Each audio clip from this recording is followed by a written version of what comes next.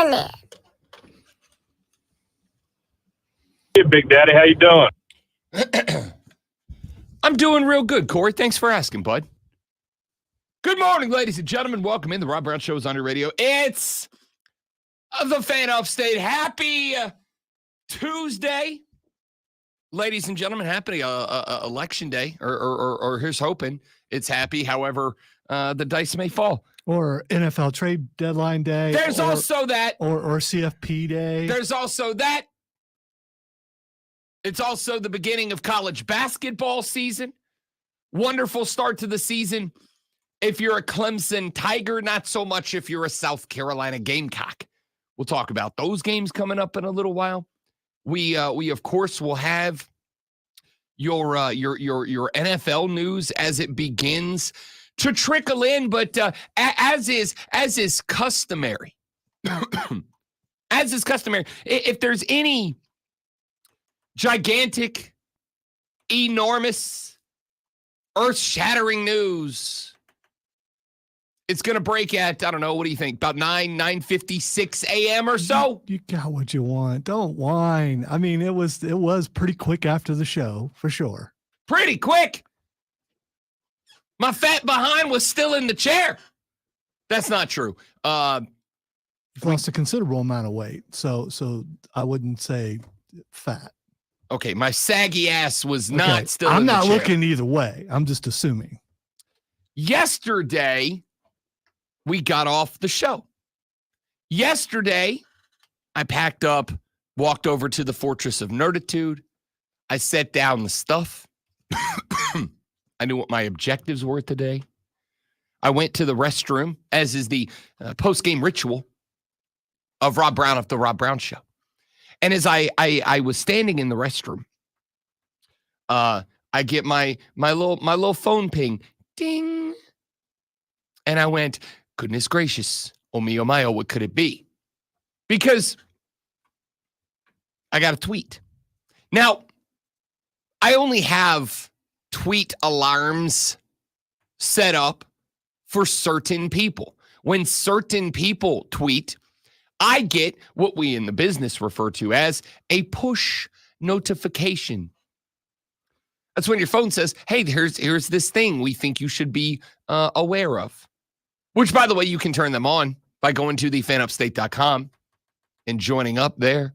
And you'll get push notifications whenever myself or Cole or Diesel or Rob Jones or Lonzo or whoever decide this is a thing you'll want to know about. I promise we don't spam you with them, just the big stuff. But I got a push notification, of which I don't get many.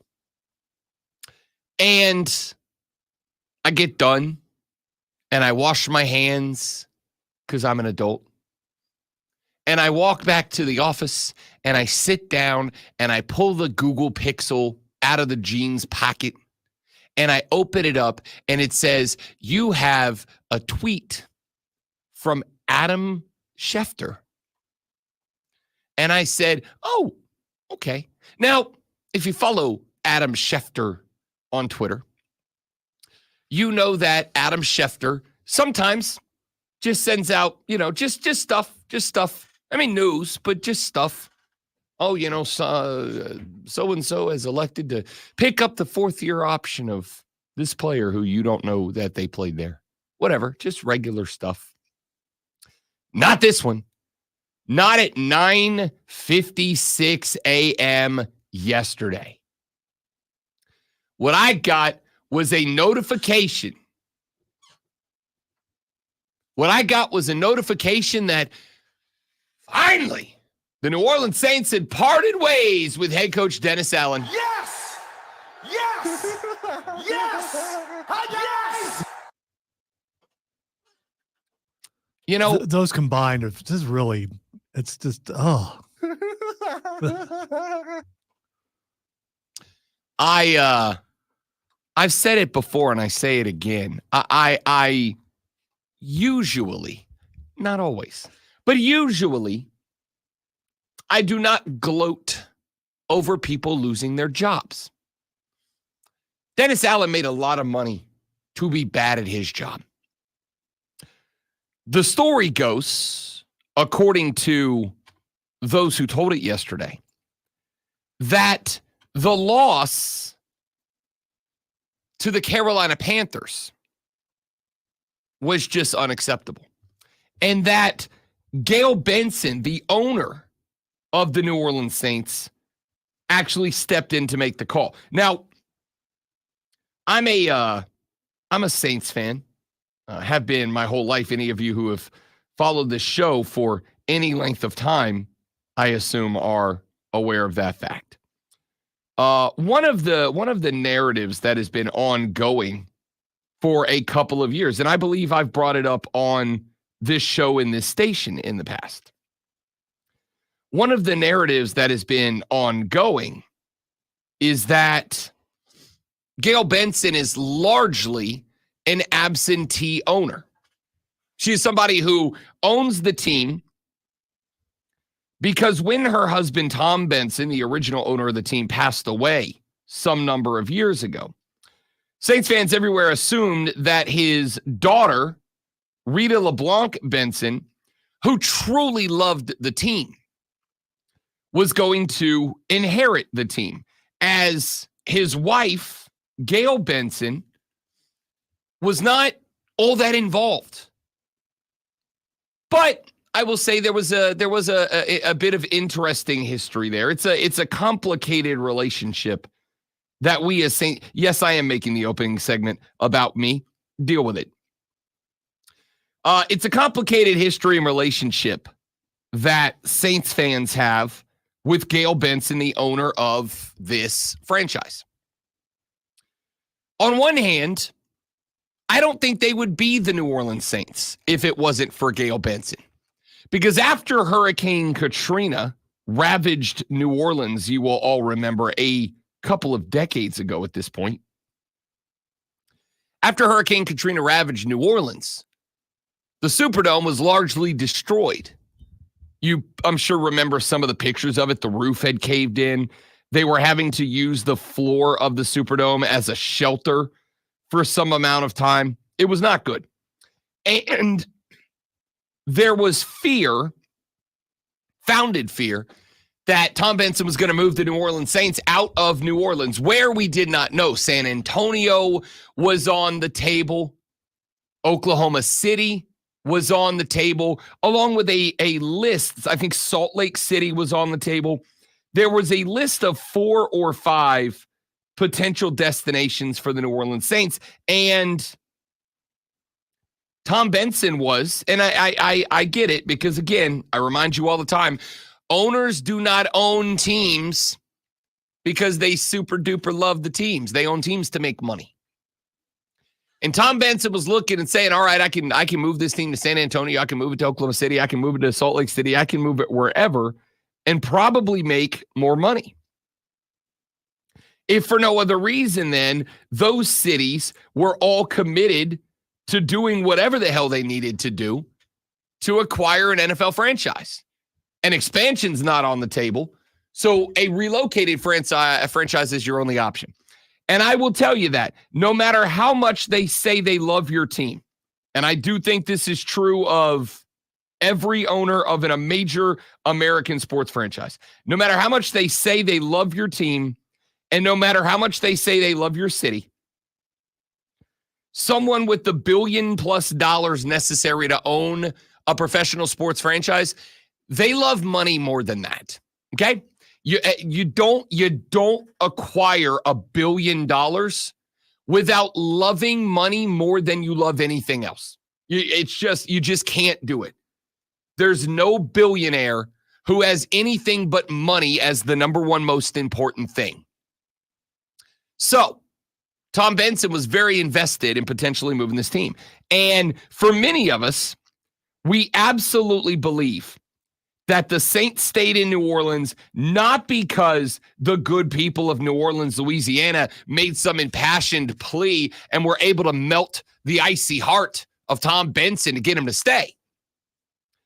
Many of us believe that the New Orleans Saints stayed in New Orleans, Louisiana, because Gail Benson truly wanted them there. Now, that all feels like a warm, fuzzy, feel-good story. But the reason the sport or the story feels complicated is because the feeling is not that Gayle Benson wanted the Saints in New Orleans, Louisiana, because she had deep love for the city of New Orleans. The reason she wanted them to stay was because there's not much that Gayle Benson loves more than being upper crust, than being in the social circle of the highest of the highfalutin elite. And New Orleans, Louisiana is a very social city. If you've never been, go. Wonderful city to vacation in. But the culture of New Orleans is very social.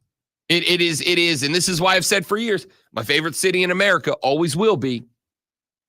It is a place that people love people, and people love to be around people.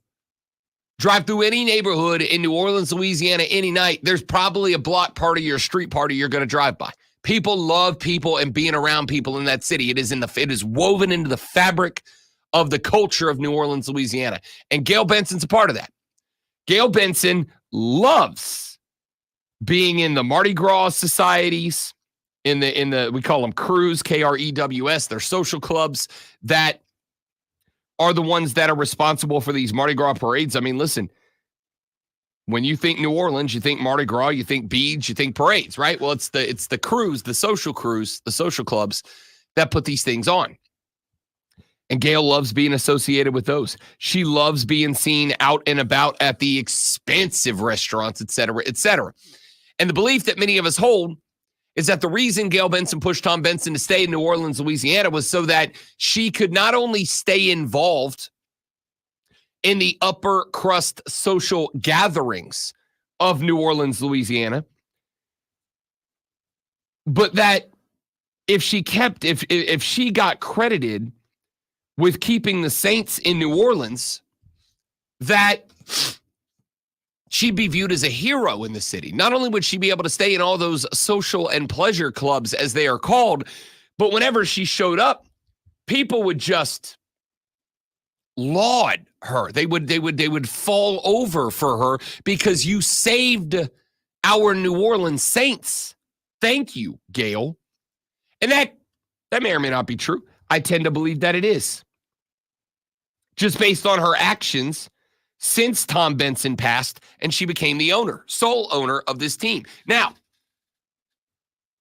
Gayle has largely been absentee, not from New Orleans society. You can find her out and about just about any given night at any one of the $50,000 a plate fundraisers that are taking place. Okay, fine. I think a lot of NFL teams wish they had an owner that was a little more hands-off. Am I right, Dallas Cowboys? So it's not that she's an absentee owner. I'm good with that. The problem is there's a difference between being an absentee owner and an owner who reaches levels of negligence and irresponsibility as an owner. There is a balance between being hands-off and allowing football people to make football discussions, but also knowing that there is some level of accountability that must be sought after by the owners, right? You don't want to have a Dave Tepper level of ownership where the owner and his wife think that they need to be involved in the minutia of the day-to-day operations of your football franchise. But what you also don't want is an owner who just allows your team to flounder and struggle and never holds anyone accountable for it, occasionally makes a firing and then just disappears again. Yeah, the best owners are somewhere in the middle of that. Somewhere in the middle of that. So we were all a little upset with Gayle in that we allowed this team to get to the point that we're at. 2-7, 3 losses in the division. And because of those 3 losses in the division, last place in a division that most people thought, the Saints may not win this division, but they'll be in the mix. And instead, they're behind the Carolina Panthers after losing. So And speaking of Gail, by the way, there's some other stuff that's gone on behind the scenes in high society, like the fact that she has provided a ton of money and legal advice I'll just, for the sake of keeping myself out of trouble, has provided money and legal advice to a group, an entity, an organization, specifically a group of people within that group, entity, and organization down in Louisiana that was accused of some pretty horrendous things. And Gail was providing them advice on how to skirt that, how to keep that topic out of the limelight so they didn't get in more trouble. I'll let you research that on your own if you're interested, but it's pretty gross and I kind of hate it. And I got to tell you, it created an existential crisis for me as a New Orleans Saints fan for about 3 months that I not only did not support the Saints, I was taking stuff off my walls. All right. So not thrilled with the ownership. Now, the thing that made it complicated was that Tom's daughter, Rita LeBlanc Benson, pardon me, quite the opposite.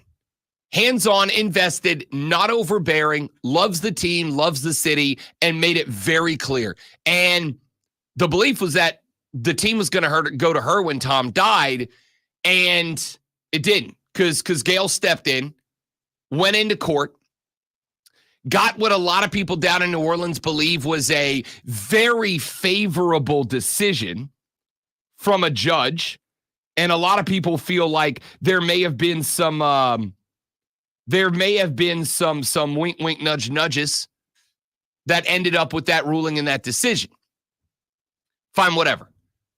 Right? Like, fine, whatever. Just let the team be run. But the fact that this team has been run for the past 2 or 3 years now, watching the window close, watching the window shut, and doing nothing about it, knowing we're going into this offseason, $60 to $80 million over the salary cap because of decisions that have been made over the past couple of years. The piper is here, and he wants to be paid. The rent is due. We're going to have to let everybody go. Tyrann Mathieu is going to have to go. Lookett Jr. is going to have to go. In fact, right now, it feels like the only veteran that's still going to be Chase Young has been picking it up game by game. He's going to have to go. The only guy we're going to be able to keep is probably Alvin Kamara and Chris Olave, if he is able to play football anymore, because he's on that rookie deal. But he's going to have an extension signed at the end of next year. We're not going to be able to keep him. It's real bad. So all of that is awful. But the fact that Gail Benson at least had some accountability yesterday and said, it's one thing to coach a bad football team. It's another thing to go to Carolina and lose to the Panthers. We can't have that. Dennis Allen fired yesterday by the New Orleans Saints, and it was well beyond time. We'll talk how this impacts the Saints and the rest of the NFC South later. We will get to your Carolina Panthers and a whole lot more. The show is on. Robin Lonzo and you, the Rob Brown Show, is on the Fan Upstate.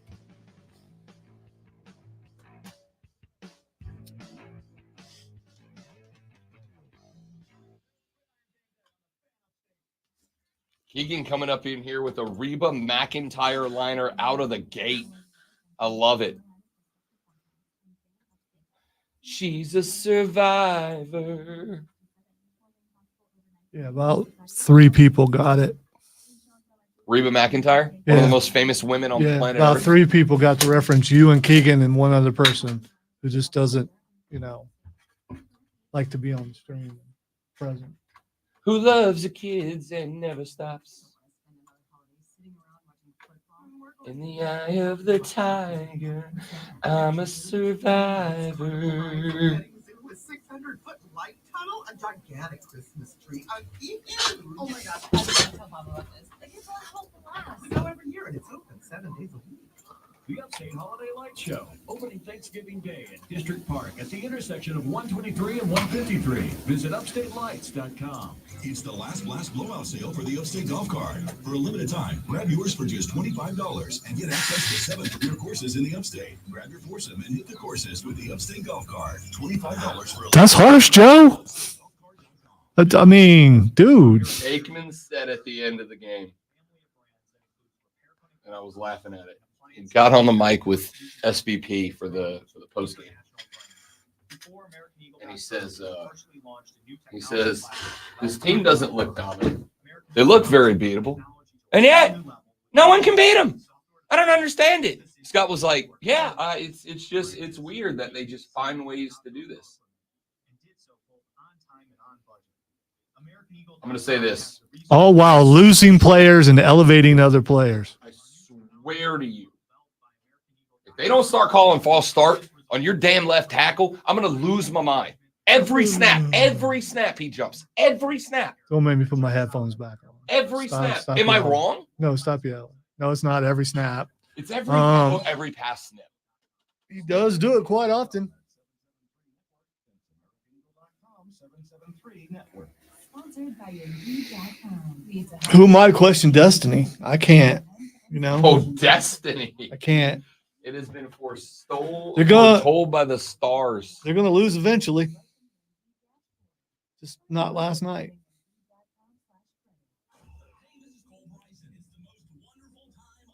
Baker looked good though. For losing what, 4 games in a row or something like that.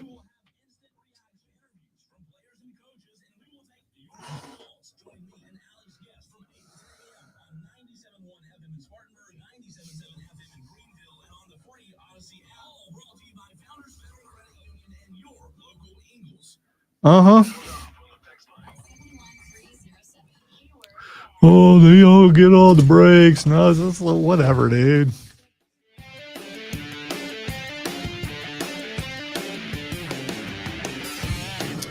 All right, let's go to this. I had something else planned here. I don't care. This is the more important conversation.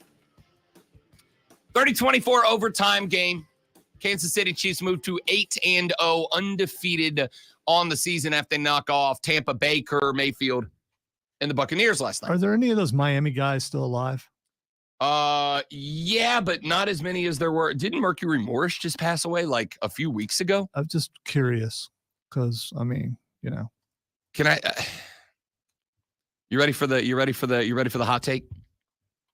Here's a hot take. Oh, Mercury Morris died the day I got married. Actually, how about that? Which is going to make what I'm about to say way worse. I've had enough of you, 1972 Dolphins. I've had enough of your crap. I really have. I have had enough of the 1972 Dolphins dunking on everybody. You went 14-0. You know how many teams have gone 14-0 since then? A lot. Well, not a lot, but a number of them. Like one? No, there's been a couple of them. I think Brady did it twice, didn't he? I know the Patriots did it and then the Giants knocked them off, but I'm not so sure that many went 14-0. Either way, I'm so tired of it. It's like every time we have the greatest whatever discussion, we have the person who comes in fairly like Jordan did a couple of weeks ago when we talked about it and says, you know, it's a different era. You can't compare. You can't contrast, whatever. I don't care about the 1972 Dolphins. I'm done with it. We get our champagne because nobody can do what we did. You won 14 games. Like, all right. It's a different age. Teams have to play 3 more games than you played today just to make it to the playoffs. And then they got to go win at least 3 more, if not 4. Like, stop. Anyway, all right, put that to the side. Let's talk about Lonzo's Chiefs and last night's victory over the Tampa Bay Buccaneers. I want to start with this. Lonzo, I swear, I do not believe that the NFL rigs the games for the Kansas City Chiefs. I do believe the Kansas City Chiefs have the Jordan rules in play for them. I do not believe that there is any sort of script or directive that is sent out by the NFL to the referees to say, protect the chefs. I absolutely do believe that there is this is why I'm Team RoboRef, that there is an inherent bias by officials towards superstars and super teams. You think Brady got that? Absolutely, I do. Okay. Absolutely, I What do. other stars in the league right now do you think get that? Other than Josh the Allen Chiefs? gets that treatment. I think I think quarterbacks, and this was a thing, remember, during Cam Newton's time at Carolina. I think star quarterbacks get it until they become known as running quarterbacks. I think Cam Newton was right. Remember, Cam Newton's biggest complaint when he played for the Panthers was that once he starts running the ball, he stops getting calls as a passer. Not that, and some of you may correct me if I am wrong here, though I don't think I am.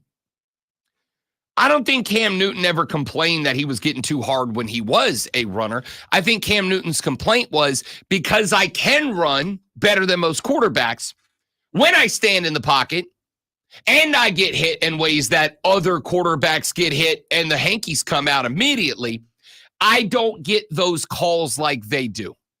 And I do think that there are some quarterbacks that applies to today. I think that applies to Lamar Jackson. I think it applies to Justin Herbert. I think it applies to some degree, though not as much, I think it applies to Josh Allen. I think there are quarterbacks that, because they've got wheels to get outside of the pocket, to get the ball down the field with leg when things aren't going right in the pocket, I think they're a little bit less protected. I absolutely think the Jordan rules are real. And so that we're clear, and I've made this argument for years, I don't think that the Jordan rules are rules. It's a nice catchphrase, makes for a great book title, but I don't think the Jordan rules are rules. Calling it the Jordan rules makes it sound as if there's the NFL rule book over here or the NBA rule book over here, and then over here there's this different set of rules for a superstar, and that's not true. To me, what the Jordan rules are is the inherent bias towards superstars that is naturally brought out of officials. There are people too, and I would assume that if you are an official for the NFL, you're probably a football fan, which means you're probably watching a lot of football away from work. You're probably caught up in all the same television and radio shows and podcasts and whatever that all the rest of us are caught up in. And so you are constantly barraged, as we are. And so that I can start this conversation off from a position of neutrality. I like Patrick Mahomes. I know there's a lot of Mahomes haters out there. And for the record, I'm not mad at you for it. I don't dislike Patrick Mahomes. The creativity, the improvisational skill with which he plays football, to me, is artistic. I love it. I like Patrick Mahomes. He doesn't bother me. I'm not adverse to him as a guy off the field. Frankly, I don't know all that much about him off the field. Right? Plays it pretty close to the vest by and large. I like him. His family's into soccer, so that should make you like they him are right there. Yeah, they are. His wife owns a soccer team, right? She does. Brittany does own, I believe, a women's soccer team in the NWSL, which I am a fan and supporter of. I like Mahomes, but there's a lot of folks out there that hate him. I get it. And part of the reason they hate him, it's not anything to do, and I've said this before, not anything to do with Patrick Mahomes, not anything that Patrick Mahomes is doing. It is the fact that it feels like to those people that Patrick Mahomes and the Kansas City Chiefs are protected. And there was a guy last night that I found, and I wish I would have tagged it. I'll see if I can go find it on Twitter. But a guy last night who put together a thread of times this year that, if you are in on the conspiracy theory, would make it seem like the referees have given the benefit of the doubt to the Kansas City Chiefs. That included the missed pass interference call in the game against the Atlanta Falcons in the end zone that would have set the Falcons up 1st and goal inside the 1 with a chance to win the football game. That did not get called, and it was the second most egregious missed pass interference call that I've ever seen. You all know what the first one is. It was egregious. I don't recall either one of those. Oh, I'll show it on the stream. Well, I mean, go ahead. Back of the end zone. I do not remember which Chiefs DB it was. It was Drake London who went up with a wide lane from Kirk Cousins, and the Chiefs DB had a face mask between the numbers when the ball was crossing the goal line. I don't have any hate for the Chiefs. I was going to say, it was egregious. I find these things funny because if you wanted to break down any NFL game, you can find missed calls all over the field. I'm not going to, for this call, I'm not going to let you lean on that defense. That would be I don't the care same. if you let me lean on it or not. I mean, you can go through and you can find holding in every single I'm play. not talking about holding. You can find interference. You can find all kinds of things. It just depends on what I get it. I get it. This was the second most egregious missed pass interference call of all time. And it was this is like if a guy blew down the interstate at 150, got pulled over, and he goes, well, everybody speeds on the interstate. Like, yeah, dude, but like 75, man. Like maybe 77, dude.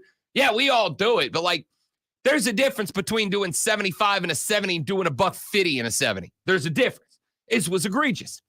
And I added because, and the reason I brought this up in the segment was because during the break, as I'm sitting here rewatching some of the highlights and plays from last night during the break, I swear if they don't start calling for a start on Jawaan Taylor, I'm going to lose my freaking mind.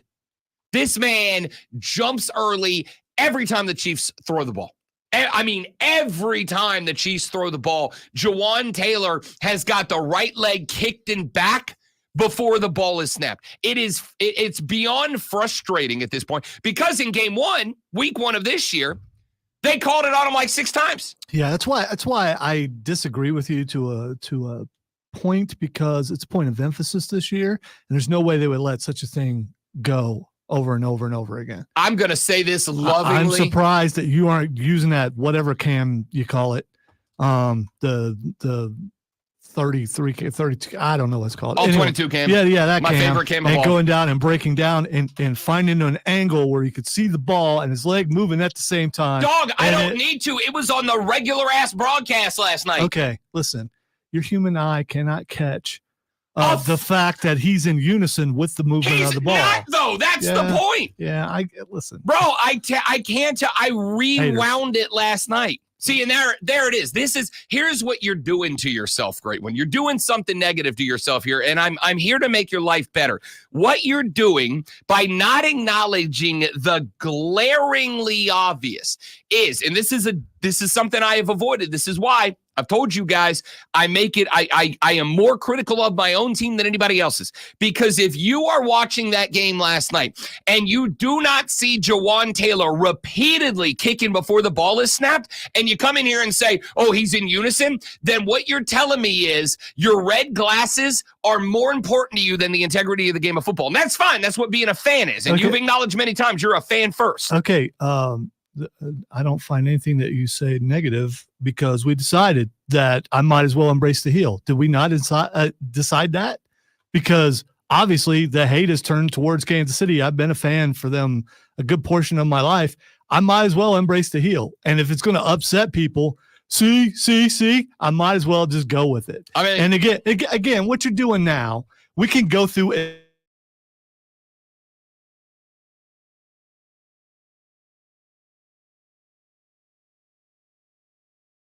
Come bro, on. there's the first movement right there. There's the movement. He I is literally. he is not moving. What are you talking about? That screen's really small.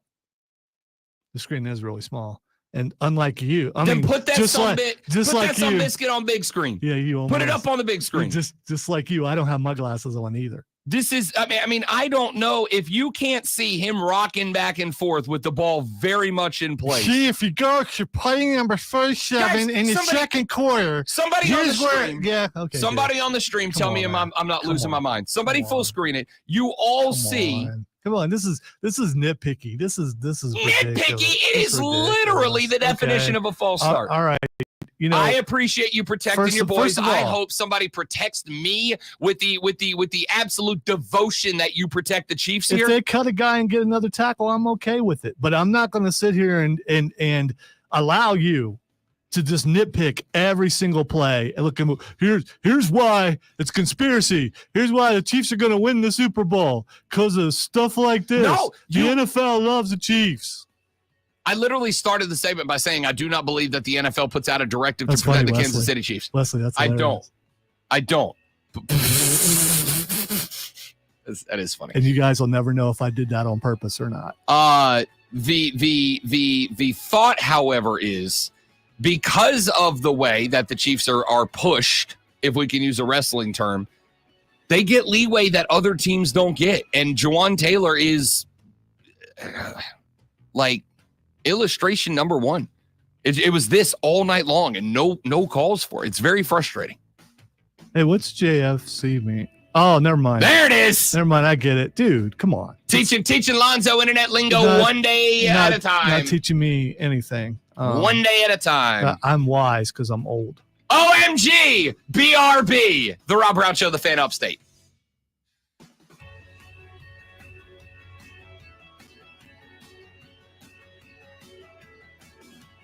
All right, so this is funny. When the Chiefs started winning is when people started saying all this. And, there'll be another team eventually that'll start doing the same thing. they said it about Brady and the There'll Patriots. be another dynasty, and you guys can turn all your hate towards it, except those of you whose team it might be, then suddenly you don't see it anymore. They did it to Brady for 2 decades. He got By the way, he got I'm the just special playing treatment. around. That guy moves way too much. I would have cut him last year, but they're not going to. And I'm sure he's not the only one who does that. But if you look, quite a bit of his movement is simultaneous with the ball. So he's not moving. You can say, and you'd be wrong, that he does it every single time. That he moves Every time they throw the ball. Every time they hike the ball, that he's moving, and that's untrue because you can't prove it unless you want to go through every single play, which you could do. If you want to go down that route, go for it. I expect a graph. I do love a graph.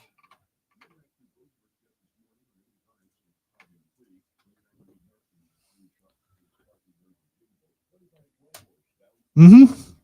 Why does these things make you guys so angry? I think people avoiding objective reality is frustrating to people. We're in radio. What is objective reality? We paint pictures in how we want them painted.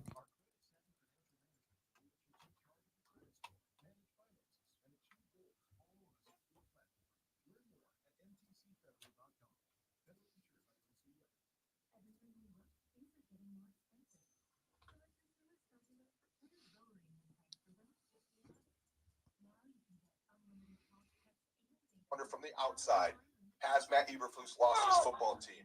So I'll ask you, has Matt Eberflus lost his football team? I want to say no. Yesterday was that we know we 4-4 now. It's just like the end 0-0. But you just got to go out there and start stacking wins how we did. And that's the best thing you can do is win. And then let the chips fall how they fall after we do so. Wonder from the outside, has Matt Eberflus lost his football team? So I'll ask you, has Matt Eberflus lost his football team? Okay, I got it. How they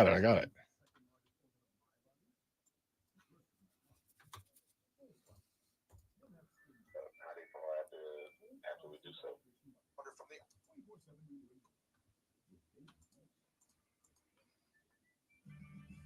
O'Reilly Auto Parts is proud to offer a 10% military discount on many items. Get the things at O'Reilly Auto Parts.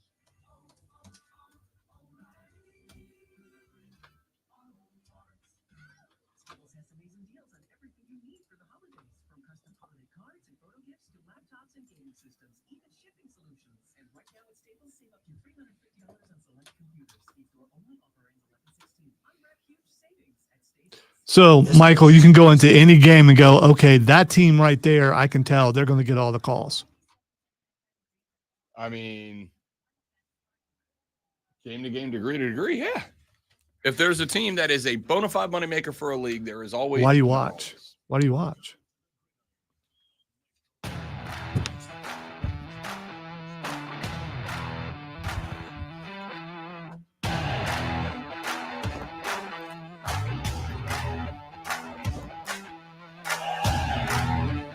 The Rob Brown Show carries on. It's the Fan Upstate. Rob, Lonzo, you. Be a part of the show. 844-FANFONE. That's 844-326-3663. That is the number to the renewal by Anderson of the Carolinas Fan Phone. The text line is open, 71307. 71307. Start your text with FAN, F-A-N, FAN, F-A-N, and we will read them on the air. You can shoot us a tweet at The Rob Brown Show, at Lonzo on Word. Get up an everybody up in the hizzle at the Fan Upstate. And don't forget about the Ray Memorial Hotline. I am stunned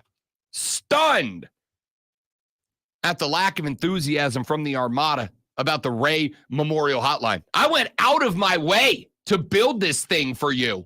And there's like 3 of you that use it. Listen, don't take credit and say you built something that's flawed, because it is flawed. It's a little bitty microphone on a page, and people are just supposed to, you're pushing this thing like crazy, which is what you're supposed to do. But if the powers that be would have labeled it something, maybe more people would use it. The Ray Memorial Hotline. Go to the Odyssey app, AUDACY. Put it on all of your digital devices. Go to the Fan Upstate page, click the little heart icon, make it your favorite follow on the Odyssey app. And then when you do, there's a little circle microphone button. You go push that little circle microphone button, and you can leave up to a 60-second voice note that comes directly to the great one and we set it up just for you. You can use it 24/7, 365. Doesn't matter if it's 2 in the afternoon or 2:30 in the morning. Doesn't matter if you just finished up filing that TPS report or you just finished up putting down that bottle of Jack Daniels in the evenings.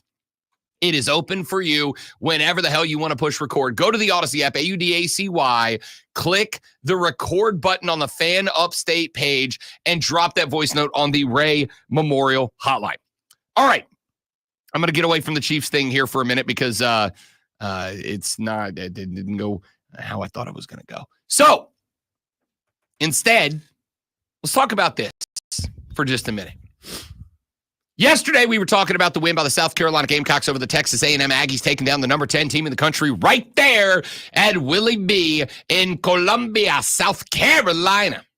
And I said, I believe that is a program-defining win for the Gamecocks.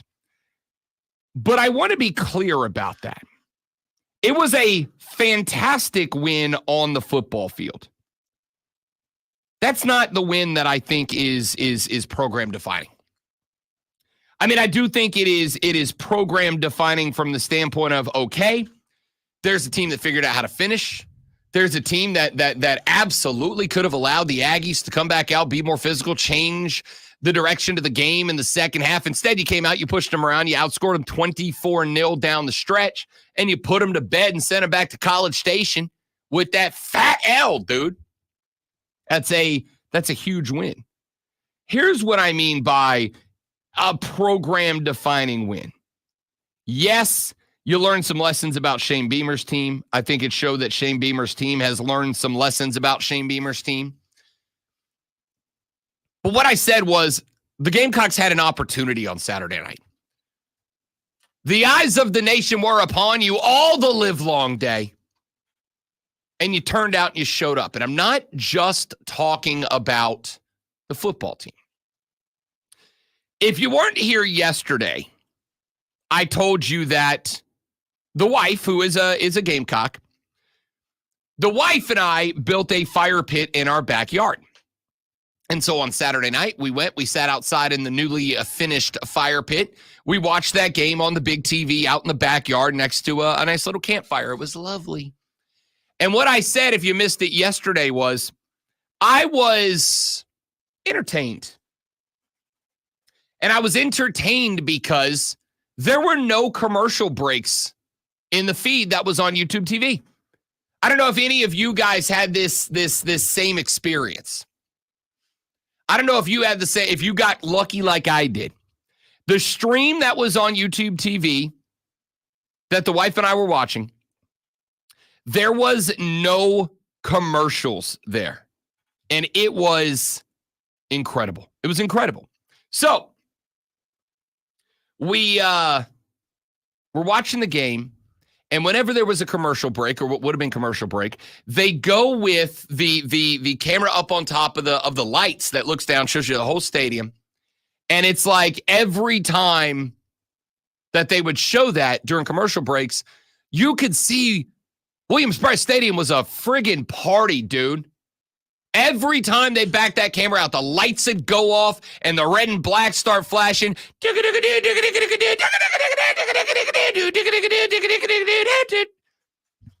I haven't got my voice back from last weekend. Otherwise you'd have thought I was playing Darude right there. It would have been spectacular. Anyway, it was unbelievable. Your timing was on, so at least you have that. Oh, rhythm's never a question with Rob Brown. Rob Brown's got rhythm. Tone, hit or miss day to day. Rhythm. So you just needed to take it down an octave. Now you're good. Okay, so it looked like a damn party. Well, last night I was scrolling around the social media as I laid my little head down to slumber. And one of the groups of people I follow is fan accounts from the other schools around the ACC and around the SEC. Fan accounts, you know, the Barstool that city, or what's the other one? Sidelines that city, or whatever. I follow them all because to me, the best way to know what to do to come in here and get the people excited to talk sports is to find out what the people are talking about and then come talk about that. So as I was scrolling around yesterday, I found first on the NC State fan page, I believe it was the Barstool NC State page. I jumped on there, and there's a video. It showed up on my following list. There's a video. And the video is a guy holding his phone and just pointing it at his laptop. And it's dark, and then all of a sudden lights start flashing, and I come to the realization, oh, he's filming the video of Willie B on Saturday night against the Ags.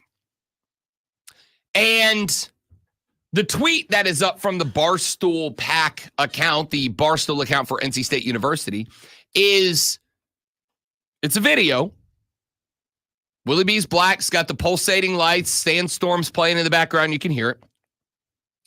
And the tweet, Lonzo, says, quote, "This is a TV timeout at South Carolina. Safe to say we could be doing ours a little better. Gotta make the games more fun. And honoring people on the field at every single timeout doesn't really do that." This is what I mean when I say program defining win. This is what I mean. What I mean is other schools that don't really have a direct connection to South Carolina, right? You're not big rivals with the Wolfpack or whatever. And by the way, the NC State account was not the only account that made comments about this. I saw a couple of other ones last night. That's just the first one that found out before I jumped off. I looked it up and around. I looked it up. I looked around. There's a lot of folks who were talking about this. What South Carolina did for this game on Saturday night, and I am talking not about football, I am talking about environment, I am talking about electricity, I am talking about the overall and entire experience, was noticed. And if the guy who runs a social media account for NC State University, that has, by the way, 40.9 thousand followers. This guy or gal, whoever's running this account, this guy or gal just gave you a damn free advertisement to the NC State fans, did he not? When he puts up a video and he shouts you out by name and he says, "This is how you make a game fun." And he's right. He's right. for those of you that don't know, as one of my other 16,347 different jobs that I do, one of the things that I do that I'm the in-arena host for the Greenville Swamp Rabbits. That is something that I have always enjoyed doing. And the fine folks here at Odyssey have given me permission to do it. And if you come to a Swamp Rabbits game, one of the things that you will find is that the Swamp Rabbits are real big on doing stuff between breaks, between the action. They have a DJ who plays phenomenal music, and they hire me. And my job is effectively be ready on the mic so that anytime anything happens and the energy is low in the well, Rob Brown, open that mic and speak to the people. Get them hyped, get them excited. That's what they pay me to do. South Carolina realized something. If you throw a damn party, and instead of going, South Carolina's on an 82-yard drive, they get into the red zone and call a timeout, the energy in the stadium is swelling, the band is over here waiting to play, the fans are on the edge of their seat, everybody's electric. Fans, please turn your attention to the 10-yard line of the north end zone as we honor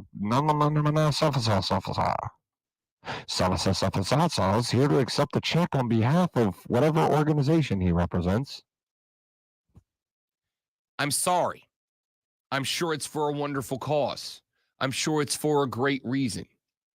It derails everything. Can't you move all that stuff to before the game if you're going to honor people? I wouldn't even want it before the game. I wouldn't. I wouldn't want it before the game because before the game, unless you're going to do it like an hour before the game, you know when I would do it? Yeah. I would do it when the teams are warming up, right? And I understand why you do that. A lot of these times, not every time, but a lot of these times, these are corporate sponsors. These are people who put a lot of money into the program, and you want to be able to walk them out onto the field. You don't want to do it on the sideline, right? Like at the Swamp Rabbits, we try to do it right there at the Zam Tunnel to the entrance to the ice, so they can actually get by the ice and take pictures or whatever. I understand it, but when you do that, when your team is driven the length of the field and the defense calls a timeout and you've got them on the edge of the seat, you've got them hyped, the cockpit has towels flying. When even the old season ticket holders, the ones who go, sit down in front, I'm trying to watch the game, are up out of their seats getting hyped because the electricity is overflowing. And the PA announcer comes on and says, please turn your attention to the scoreboard for this really sad moment about a kid. Like, that takes the air out of the balloon, metaphorically speaking. And South Carolina didn't do that. They went to commercial. They're like, turn off the lights, turn on the lasers, hit the sandstorm. And it kept hype to the point that, and this is why I said multiple times yesterday, this is program defining. Because I got multiple, not just one, multiple fan accounts from other schools going, why aren't we more like them? Well, here's the thing. If I got other schools saying we want to be more like them, and I'm a 5-star high school quarterback, wide receiver, linebacker coming out looking for a place to go play, and this matters to me, why would I look at the schools that say we want to be more like them and just not go straight to them? As a texter pointed out a second ago, said, Rob, there were a bunch of good recruits in that game. There was a large number of top-notch recruits, including a number who you weren't really in play for. They were just using you for a free visit. It happens to every school every weekend. Kids take a visit. Why? Because they got them. Why not? I'd go on a free vacation too if I could, and the school's going to provide me with food and drink and a place to stay and comfort and luxury and free swag. I'm all in. I'm going to tell you right now, if I, Rob Brown, 18-year-old idiot out of high school, was looking for where I was going to play ball, and I was about the hashtag vibes with a Z, South Carolina put them all on display. That's why this was program defining. Not just the win. It was a great win. It's a win that if what I think is about to happen for South Carolina, to the moon, comes true, we'll all circle back to go Texas A&M. I think that was the day that Shane Beamer got to that full throttle mark. But if that starts and you see a big recruiting swell coming up, especially if you keep winning moving forward, this is why. Because other schools' fans are looking at what you did Saturday night and going, "Aw, I wish our school was that cool." Because kids are going to go play for the school that is cool, not the ones that say, I wish we were that cool. You know who is that cool? Except when he's talking about his left tackle, Lonzo, with a sports flash.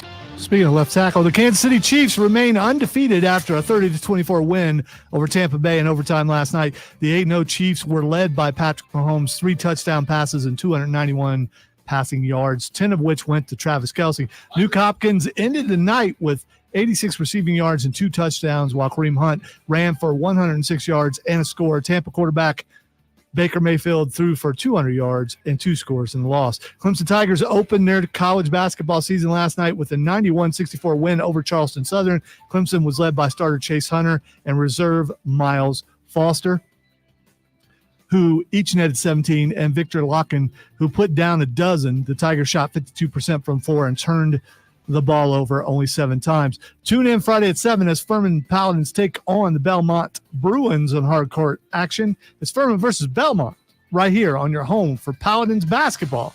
The Fan, Upstate.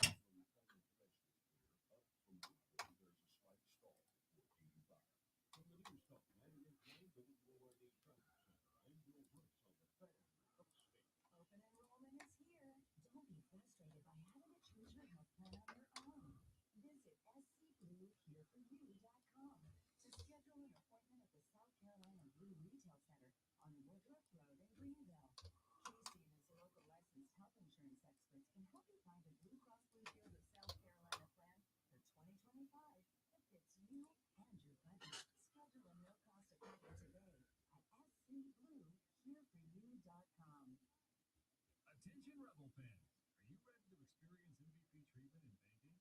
Look no further than Founders Federal Credit Union, where personalized services winning play. Don't settle for being just another number. Join the Founders family with the personalized attention you deserve. Visit an office near you or visit relaxbluefounders.com to see if you qualify for membership. Relax. Go Rebels. Federally insured by NCUA. Membership qualification required. Terms and conditions apply. And this is Diesel with Wire to Wire. We'll be live tomorrow at 429 East Main Street in Liberty. Stop by for your chance to win a $25 English gift card. You hear that? That's the sound of another year on the gas. Another year missing your revenue. Another year wondering why your marketing isn't more effective. Another year.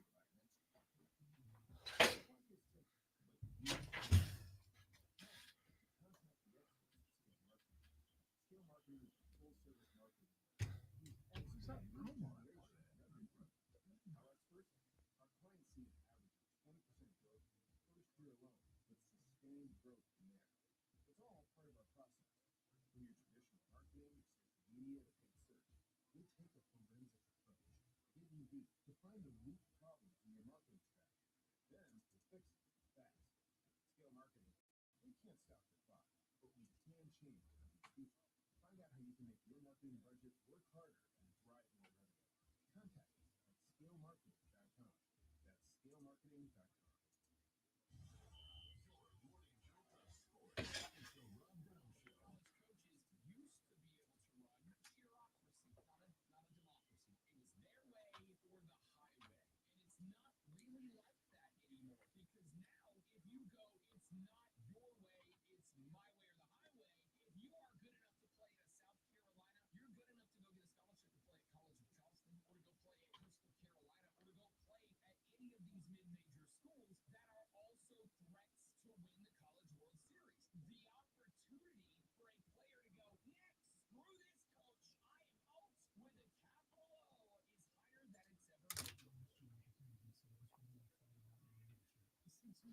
Oh.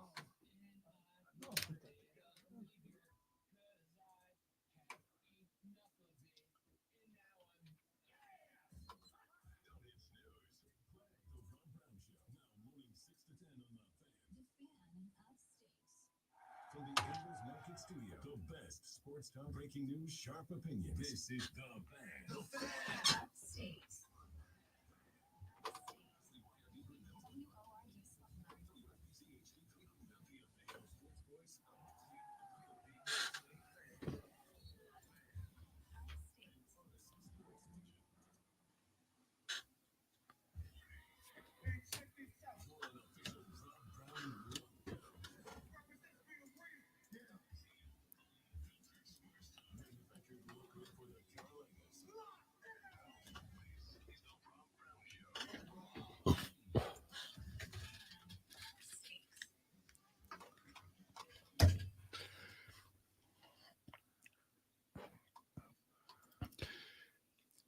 we go. Hour number 2 of the Rob Brown Show starts now. Welcome back, ladies and gentlemen. This is the Fan Upstate. How do you do? Happy Tuesday to you. Happy Election Day. Happy, maybe not, more importantly, happy College Football Playoffs poll number 1 day. Happy NFL trade deadline day. If players shall be moved around the league, and I suspect that there will be a few. If players are going to move around the league, today's the day that they will be moved, ladies and gentlemen. We are going to talk coming up today about some potential buyers and sellers around the National Football League. We'll make our predictions and projections for the college football playoff poll that will drop this evening as well. Our first look at the early field for the inaugural 12-team playoff. Who's in, who's out, who might be and who might not be there when it is all said and done. We're going to get to that coming up a little bit later on in the radio broadcast. We'll talk some college basketball as Clemson and South Carolina men's basketball both opened their season last night. Tigers went out and did exactly what they were supposed to. The Gamecocks did not at all. Bad start for the Garnet and Black as they drop one to the North Florida Ospreys last night. We'll get into that and a whole lot more. But, dear friends, it is 7:02 in the morning. You inch ever closer to that 8 o'clock bell ringing.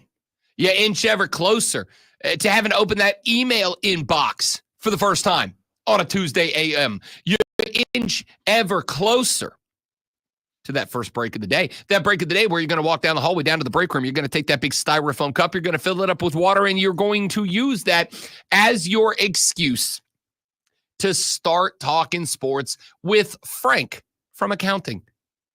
Big dork, real quiet, kind of weird, but loves him some football. Frank's always got that analytical approach to the game. Big numbers guy, big stats guy, knows that the story of the game gets told in the numbers, not in the narratives. And if you're going to talk to Frank, well, you got to be able to go toe-to-toe, mano-a-mano with everything that's happening in the world of sports. And that, my dear friends, is why you need this. Are you ready for the playbook of the peculiar, the almanac of the absurd, and the encyclopedia of the extraordinary? Well, you better be, because we're diving headfirst into the 3 top stories that will have your coworkers saying, "What kind of place is this?" No. Here we go. Welcome to the water cooler cheat sheet on the Fan Upstate. It is the water cooler cheat sheet, the top 3 sports stories that you need to know about before you get to the office this AM and start talking sports with your coworkers or your manager. If, you know, you got one of those that's real cool and he's like, hey, come on down. Don't talk. 10 minutes. 10 minutes. Don't tell anybody you're in here. Just take 10 minutes. Come talk. Well, you want them to want you to come back for more, right? Let's dive right in. Numero uno. Week, whatever it is, 9, 10, I don't even know. It's all a blur. And the National Football League came to its conclusion. Last night, the Kansas City Chiefs at home in Arrowhead, Kansas City, Missouri, taking on Tampa Bay, Kerr Mayfield, and the Buccaneers. Needed overtime, but the Chiefs get it done. They improved to 8-0, 4-0 at the hizzle for shizzle as Mahomes and Kelsey and Kareem and Nuke all find ways to figure it out and take a 30-24 win over the Tampa Bay Buccaneers. Patrick Mahomes, 34 of 44, 291, 3-tutty performance at a number 15. 106 on the ground and a touch to show for it out of Kareem Hunt. Travis Kelce is awake and alive. The century mark last night, he did miss out on scoring the game-winning touchdown in front of Her Highness Taylor Swift, who was in attendance yesterday evening by about a yard shy. And the OT there from TK getting the game winner. They didn't want it. They didn't need it. They score on the very next play from a yard out, and the Chiefs stay perfect. Travis Kelce, 100 yards receiving, but it was DeAndre Hopkins, D-Hop, a.k.a. Nuke. That was the big dog last night. 8 grabs, 86 yards. 2 of them found the back of the end zone. That pass that he caught, Lonzo, over Antoine Winfield was one of the most. And Are you talking about the one where there were 3 defenders? That one? Dime. Yeah, that was a good pass and a great catch. Took a lot of concentration. That's what you expect from Hopkins. He's been that good. And I've seen things where he's being interviewed afterwards and almost crying because he's finally playing with a good quarterback. They pointed out last night that DeAndre Hopkins, I believe that DeAndre Hopkins has now caught touchdowns from more quarterbacks than any receiver in history. I believe he's got like 80 touchdowns from 14 different quarterbacks. The majority of those were probably in Houston. Yeah. Remember, they went through a ton of quarterbacks when he was in Houston before he went to Arizona. There were 2 things that happened last night. Number one, I have no doubt DeAndre Hopkins at some point fell to his knees, looked towards the football gods, and went, finally! Like that scene from Shawshank Redemption, Like it was raining in KC. I imagine Nuke hit the parking lot and reenacted Andy Dufresne in the parking lot in the rain. I also think that every single NFL fan watching D-Hop do D-Hop things last night, all my bros hate the Titans now. All my bros. You gave Patrick Mahomes, DeAndre Hopkins for damn near free? Are we serious? Tennessee? What are we doing?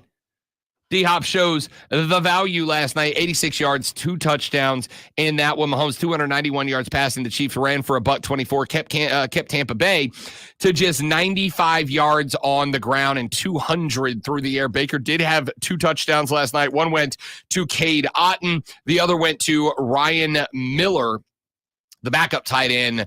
But Kansas City in the overtime period lose the coin toss, hand it to Kansas City. The Chiefs just roll on down, pop it in, and take that dub. Let's move on to item number 2.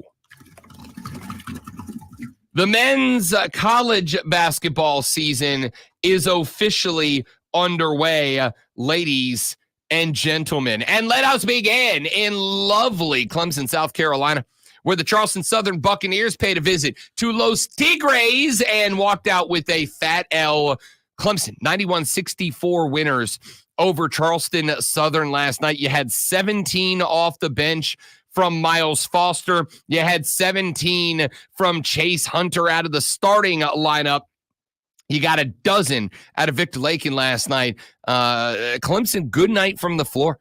They were 49.2%. More importantly, 11 of 21 from behind the arc, shot nearly 53% from range last night, collected 40 boards and 16 dimes, and turned the ball only 7 times over to the Buccaneers last night. It was efficient. It was calculated basketball. It was good basketball. It was good basketball last night from Clemson. You had an opponent that you were just flat out more talented than. So what do you do in games like that? Listen, if you get a chance late in a game like that to go out there and throw down some dunks and have some OMG moments, that's all well, good, fun, spectacular.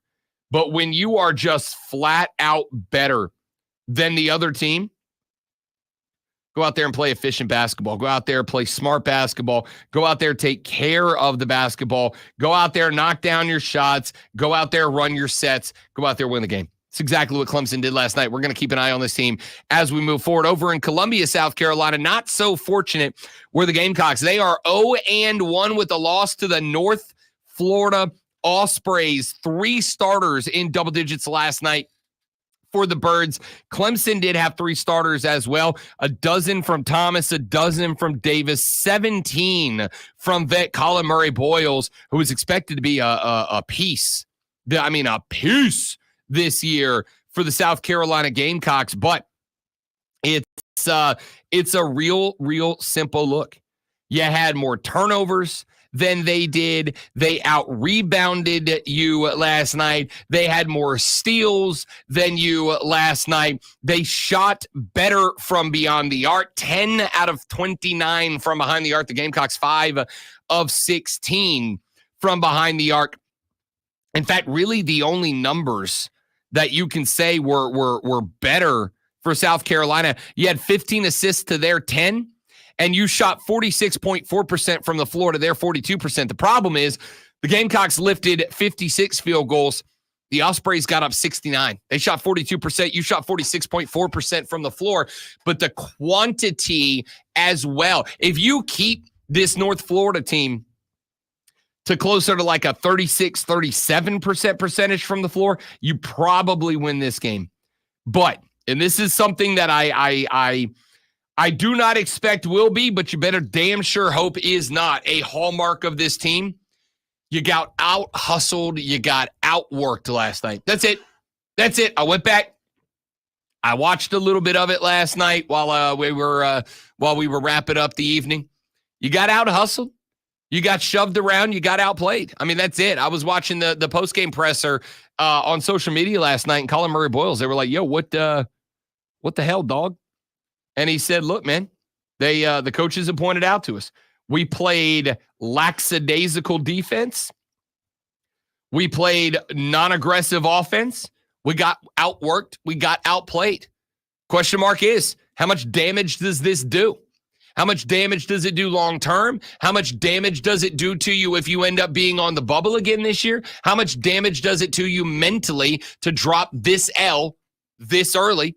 We'll find out. 74-71, North Florida comes up into the house and knocks off the Gamecocks. They fall to 0-1 to start the season. Finally, item number 3.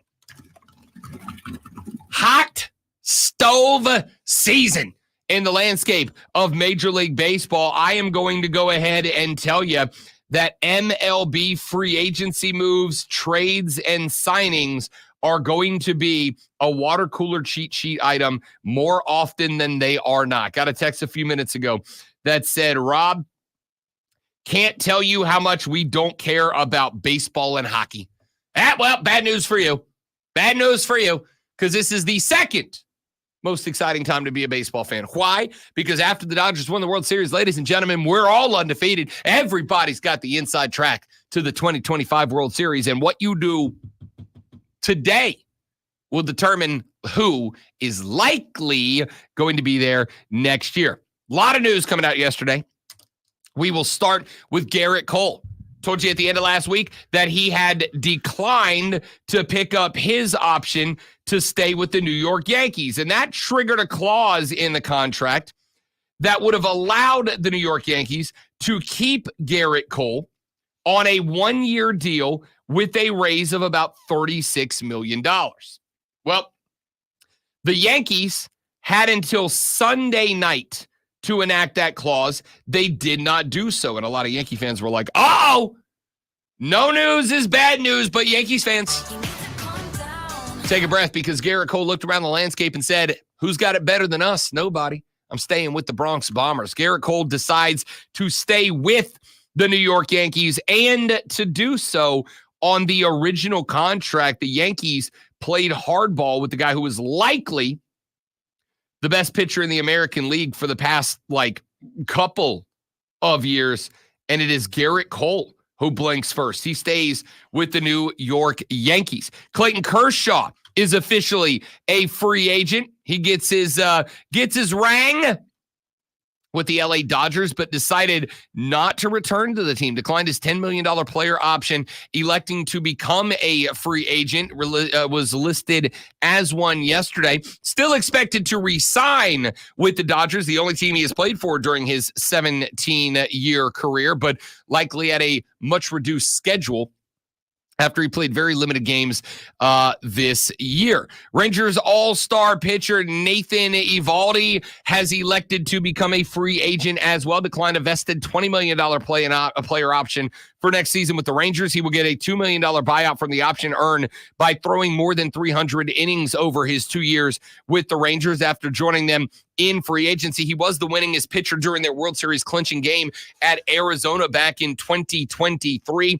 5-0 with a 2.95 ERA in 6 postseason starts. Eovaldi was also part of Boston's run to the 2018 World Series. He is now a free agent. 13 qualifying offers handed out yesterday by Major League Baseball. Juan Soto got one from the Yankees, Corbin Burns from the O's, Alex Bregman from the Astros, Max Fried received his qualifying offer from the Atlanta Braves yesterday.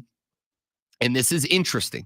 Of the 13 free agents who received qualifying offers from their former teams yesterday before free agency officially began at 5 o'clock, a 1-year, $21.05 million contract for the season is the tender offer this year. Max Fried on that list. Willie Adams from the Milwaukee Brewers, Pete Alonso from the Mets, Anthony Santander from the Orioles, Teoscar Hernandez from the Dodgers, Nick Pivetta from the Red Sox, Christian Walker from the D-backs, Sean Manaea from the Mets, Luis Severino from the Mets, and Nick Martinez from the Reds all received the tendered offer yesterday. And your last bit of news, bad news for the Atlanta Braves.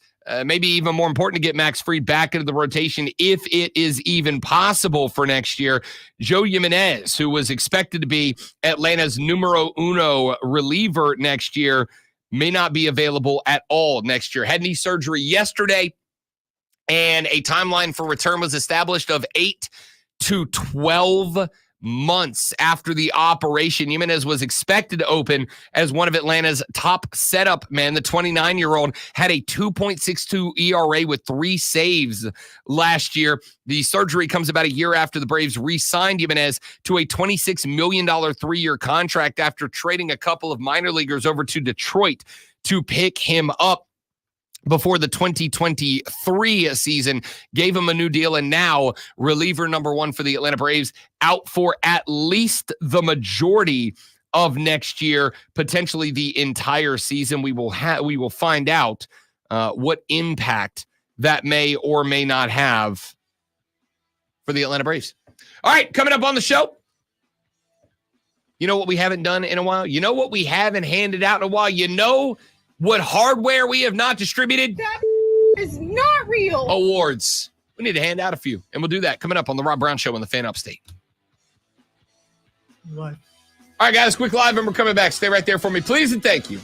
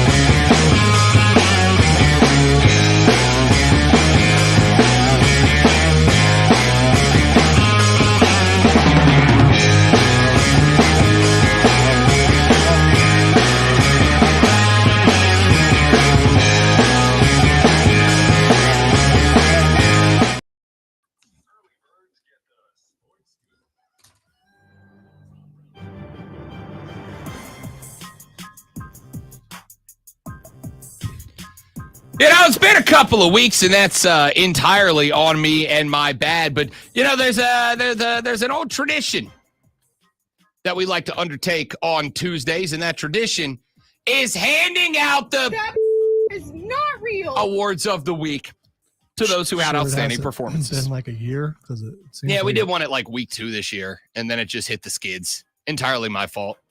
But that's all right. Because that is not real. Is the single most prestigious award that a college football player can win in any individual week. So let us, ladies and gentlemen, dive right in. We start with the Boise State Blue Turf Smurfs. Listen, this young man's probably going to win a is not real. award every single week. His name is Ashton Jeanty. He wears number 2 for the Blue Turf Smurfs, and he did it one more time again. 31 carries, 149 yards, and a pair of touchdowns in this one. This kid, if you're not watching this kid play, I don't know what to say to you. The dude is an absolute wagon of a running back. This dude is going to be in the show on Sundays, and he's going to be pretty good. Like, he has surpassed, he's just doing it against nobodies. The man has not had a game yet under 100. His worst game was 123 yards, and people are disappointed by that.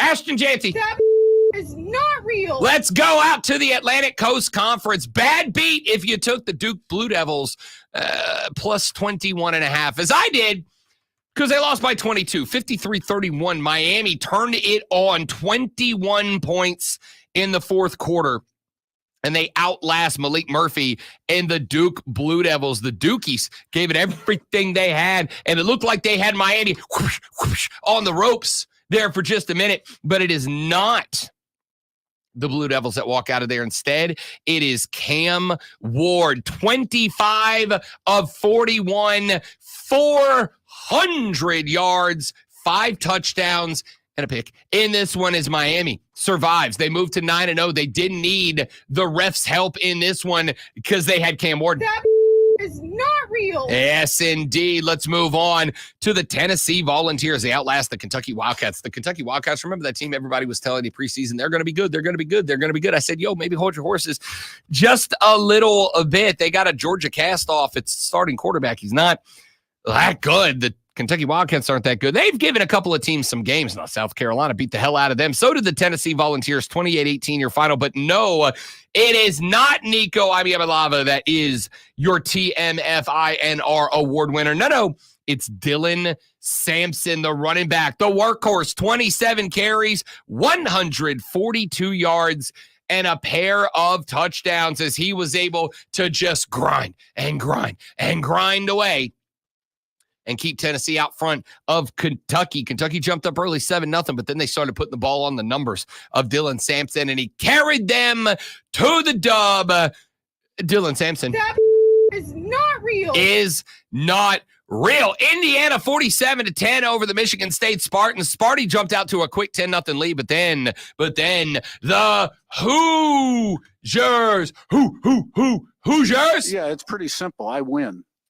Google me. Find it late. 21 points in the second, 12 more unanswered in the third, 14 more unanswered. The defense turned it on. And while I love to say that Kurt Signetti, that is not real. This time it's Curtis Rourke, the quarterback, 19 of 29, 263 yards, but he was wildly efficient with the football.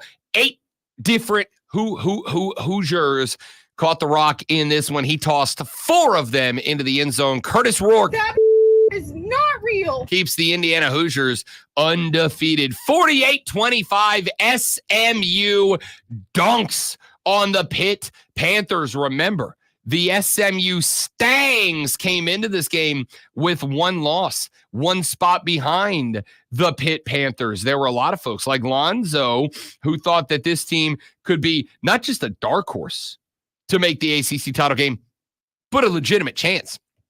Turns out maybe he's right. The SMU Stangs are now 8-1, and part of the reason why, Kevin Jennings, the starter, and Brashard Smith, the running back. Jennings, 17 of 25, 306 in this one, had a couple of touchdown passes. Brashard Smith, 23 carries, 161 yards and 2 touchdowns on the ground. It was the air it out, ground it out, balanced attack of SMU that got the job done in this one. Jennings and Smith That is not real. keep SMU very much alive in the hunt for an ACC title game. The Ole Miss Running Rebels took the second L of the season on the chin. They got up off the mat after they dropped one to LSU.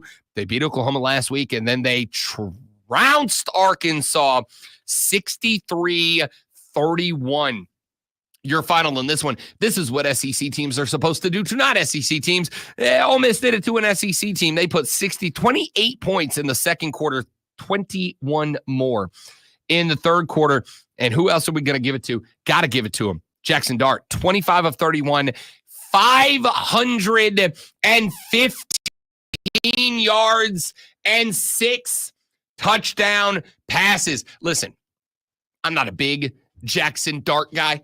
I don't see Jackson Dart as being a big threat on Sundays, but he was a damn big threat on Saturday. 515 and 6 tutties will win you a That is not real. award, and it does for Jackson Dart. Army keeps it undefeated.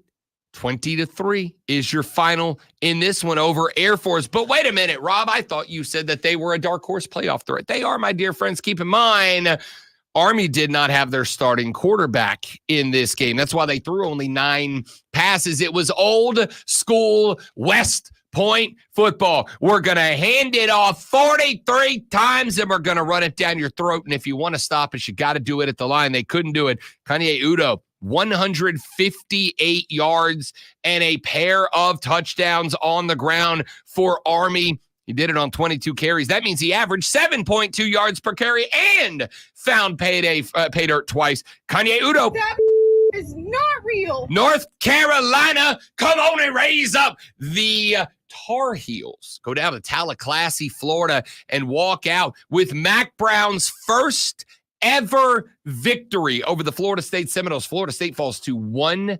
They are, and this is true, I've done the math, very bad at football. Doesn't matter. The Heels get it done, and they get it done on the legs of a stud. Omarion Hampton, 32 carries, 172 yards, and 5 touchdowns. Oh, by the way, did I mention the 93 receiving yards he had as well?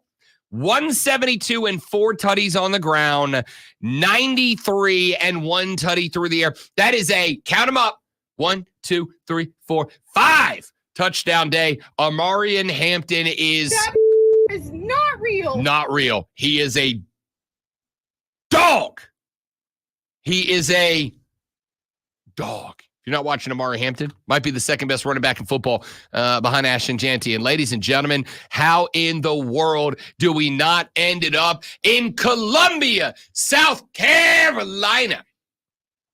I'm going to tell you this. I think we got to give out the 3 for, I don't think we've ever given out a three-time TMF INR award, but we're going to do that right now. We're going to start with the obvious one. Rocket Raheem Sanders, 20 carries, 144 yards, and a pair of tutties. Rocket. That is not real. We're going to hand one to Josh Simon. 4 grabs, 100. Oh, by the way, Raheem, did I even mention, Lonzo, that he had 92 receiving yards on top of that? My man popped off for 230 plus all-purpose yards. He gets another one. That is not real. Josh Simon, 4 grabs, 132 yards, and a pair of touchdowns. And then there's Lenoris Sellers, 13 of 27, 244 yards and a pair of touchdowns. And oh, by the way, 15 totes for 106 yards and another tutty on the ground. They came into this saying, oh, well, that's the best, that's the worst offensive line in the SEC. It's going to be a field day for our wrecking ball defense. Eat it, Aggies. Lenoris Sellers answered the bell. And I would go so far as to say that Gamecock fans who were critiquing Lenora Sellers the last couple of weeks owe this young man an apology because he put the team square on that back and he toted you, along with Rocket Sanders, along with Josh Simon, into the end zone like a number of times. 2 through the air, 1 on the ground, dished out 3 more to other guys as well. Lenora Sellers. Is not real. Meaning that it's a trio. Lenoris, Raheem, Joshua. That is not real. All catching a TMFINR in the college football weekend. We'll circle back around later in the show and we'll do our NFL TMFINR awards as well. If you would like to submit a TMFINR award winner for the week, you can do so. 71307 is the text line. You can tweet it to me at The Rob Brown Show or go to the Odyssey app and leave your TMFINR candidate in the Ray Memorial Hotline. Real quick as we go to break, my man Joey, longtime P1 of the show, texted the show, said good vibes and energy to Greenville Memorial. My 4-year-old son just had his 5th seizure in 12 hours. Need all the help we can get. Joey, my man, good vibes, thoughts out to you. Please know, Joey, the Armada is with you. The Armada's with the boy. We are here, my man. Let us know what we can do to help, Joey. Back after this on the Rob Brown Show with the Fan Upstate.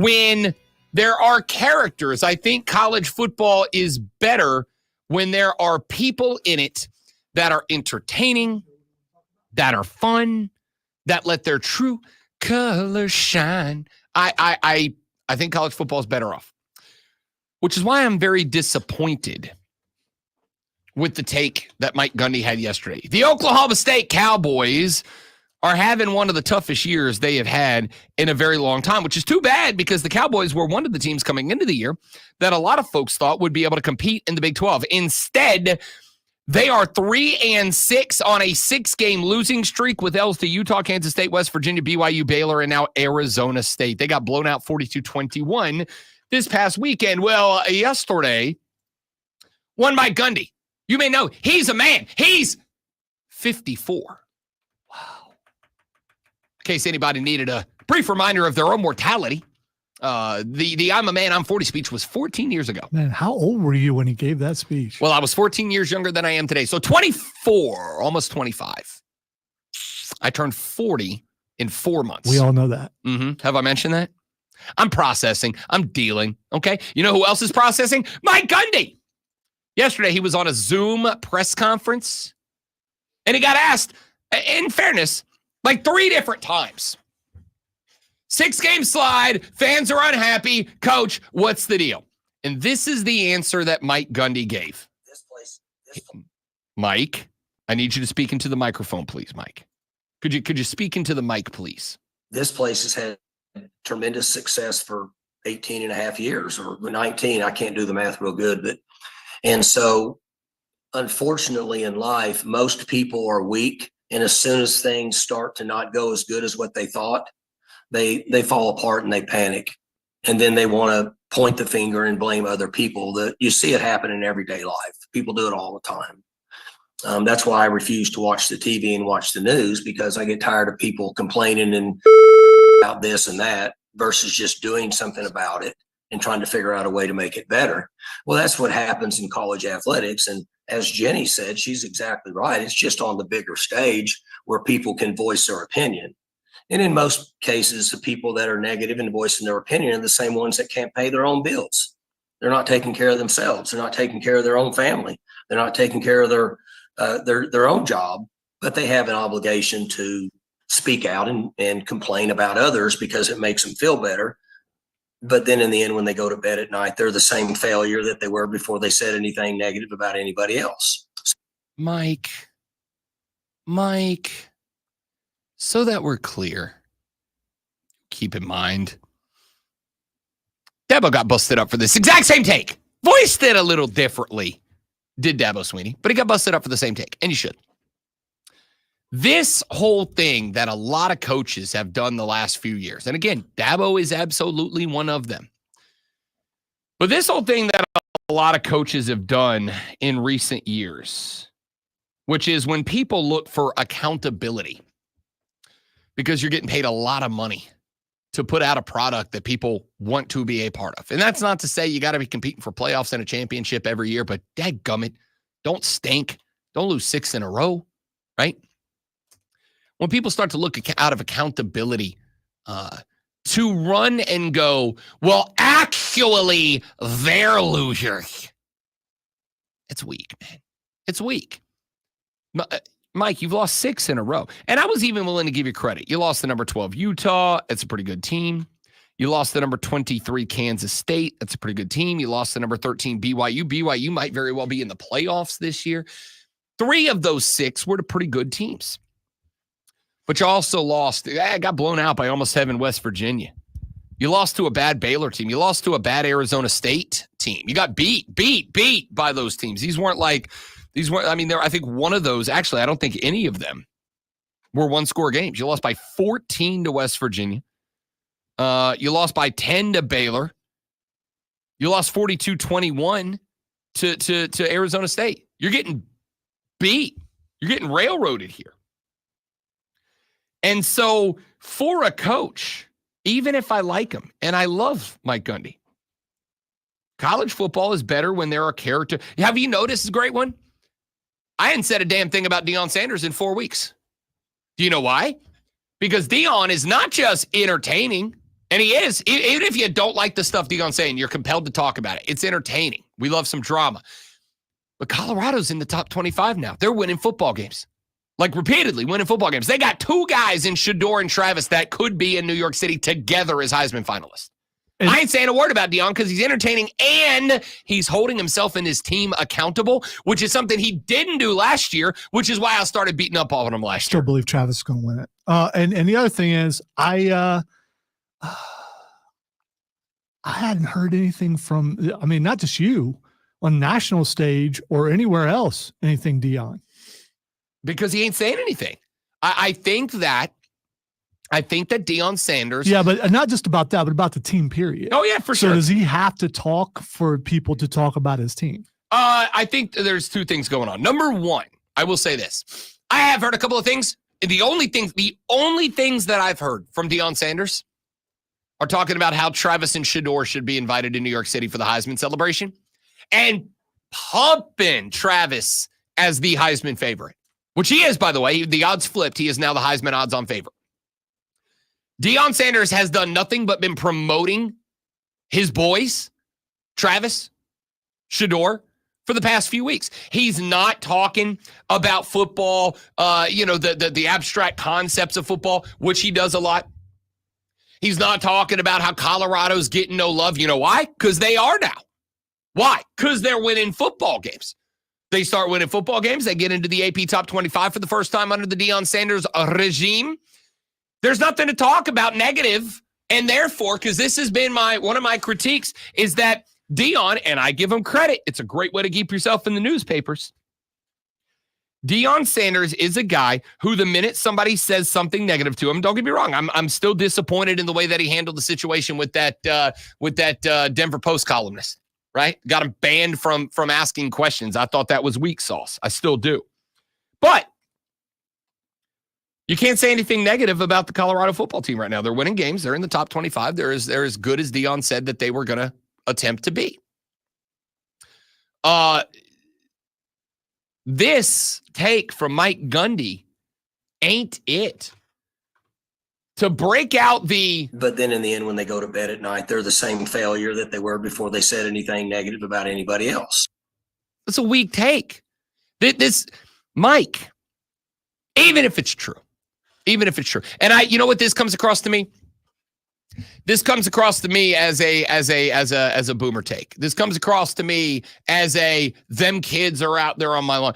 This next generation of kids, they just don't understand the value of hard work. They just don't understand the value of $1 like we did back in our day. Your music's not the same as it was. The TV, they have, who needs movies in 3D? That's what this sounds like, Mike. Without trying to cause a fight here, because, I'm of peace always. When is it okay for them to slap back at the media in your eyes? When the media crosses a line, but asking you to be accountable for a 6-game losing streak in a year that you are supposed to be not winning, contending. What is that line? I don't know. It's like porn. I can't define it, but I know it when I see it. Thank you, Tipper Gore. So his line is different than your line, more than likely. Do you think a 6-game losing streak for a preseason top 3 in division is acceptable? Should I be allowed to go after Mike Norvell right now? Again, you should be. It's your job to do that. Okay. Yes, okay. But it's also your job. I think you're not untouchable. I think the media is not untouchable. I'm not saying the media is untouchable. And sometimes it seems like you defend the media like it's. Do you think it is? Untouchable. Do you think it is inappropriate for the media members to ask questions about the head coach of a team that has lost 6 games in a row with the talent Oklahoma State has? No, but I think. Okay. But I also think that he doesn't have to sit back and take it. That it's okay to say something back. I mean, even if it is, the whole take of immediately running to, because keep in mind, he didn't say the media's bad for asking these questions. The media, he said it's people out there that are losers living in their mom's basement. He went with the classic old school, but of course, but then in the end, when they go to bed at night, they're the same failure that they were before they said anything negative about anybody else. Who, Mike? Who are we talking about here? Your fans? The people who put money into your program? The people that have been sending NIL money to you to make sure you can get and keep talent?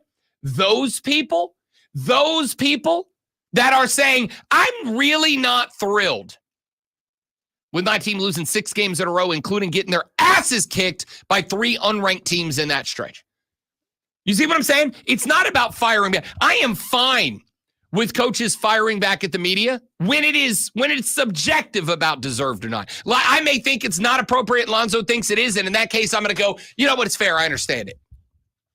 But Mike didn't say, I'm tired of you guys in the media saying this. I'm tired of you guys asking me this question. We demand accountability. Yeah. None of that. He said there's people out there in the world today that are losers and chumps. And, they ask questions about people like me, but then they go to bed and wake up the same failure they were. Who are you talking about, Mike? Are you talking about your fans that are upset that you've lost 6 in a row? Are you talking about your fans that are upset that your team's not very good when they thought they were going to be? You're talking about your fans that are upset that you have put together maybe the most undisciplined football team in your entire tenure in Stillwater? Is that who you're talking about? You see what I'm saying here? This isn't him going after the media for asking. I get it. I have been to press conferences before where like 3 or 4 or 5 different media members will ask the same question 4 or 5 times. And don't get me wrong. Sometimes there's a good reason for that. Sometimes it's because the head man in charge, the BMOC, the head coach, the visor wearer, the clipboard holder, sometimes they don't give an acceptable answer. They don't give an answer that speaks. Remember, the media is in an ideal world, and there are a lot of media members who do not act in this capacity. And I understand that. And I call them out faster than anybody else. You have heard me rip on the hot take artist all the time. I have gotten in fights with active coworkers over clickbaity hot take artist bull crap that they have put out there to get attention. I have inside sources that say, here's this story. I'm not going to tell you what the story is about this coach, but this story about this coach, and that means he's right and you do it for attention. Most accurate accent you've ever done. I will go after that. And Lonzo can attest to this. I will go after that in a way that creates a war between me and an active coworker because I think it's bullcrap. Okay? Making stuff up. But sometimes you just make a phone call to Columbia. Sometimes that too. Sometimes what you do is you ask a guy the same question a couple of times because he gives you a bullcrap answer. Like this one, Mike. Like this one. Hey, Mike, your team has lost 6 in a row, including getting the hell beat out of you by 3 unranked teams in that stretch. This isn't bad. This isn't good. This isn't good. Well, some people out there are losers. Who, Mike? Who's the losers? Because I got to tell you, your team's lost 6 in a row. If there's anybody in this conversation that can be labeled as actual losers, it's you, bud. It's your team. So, would you like to answer for that?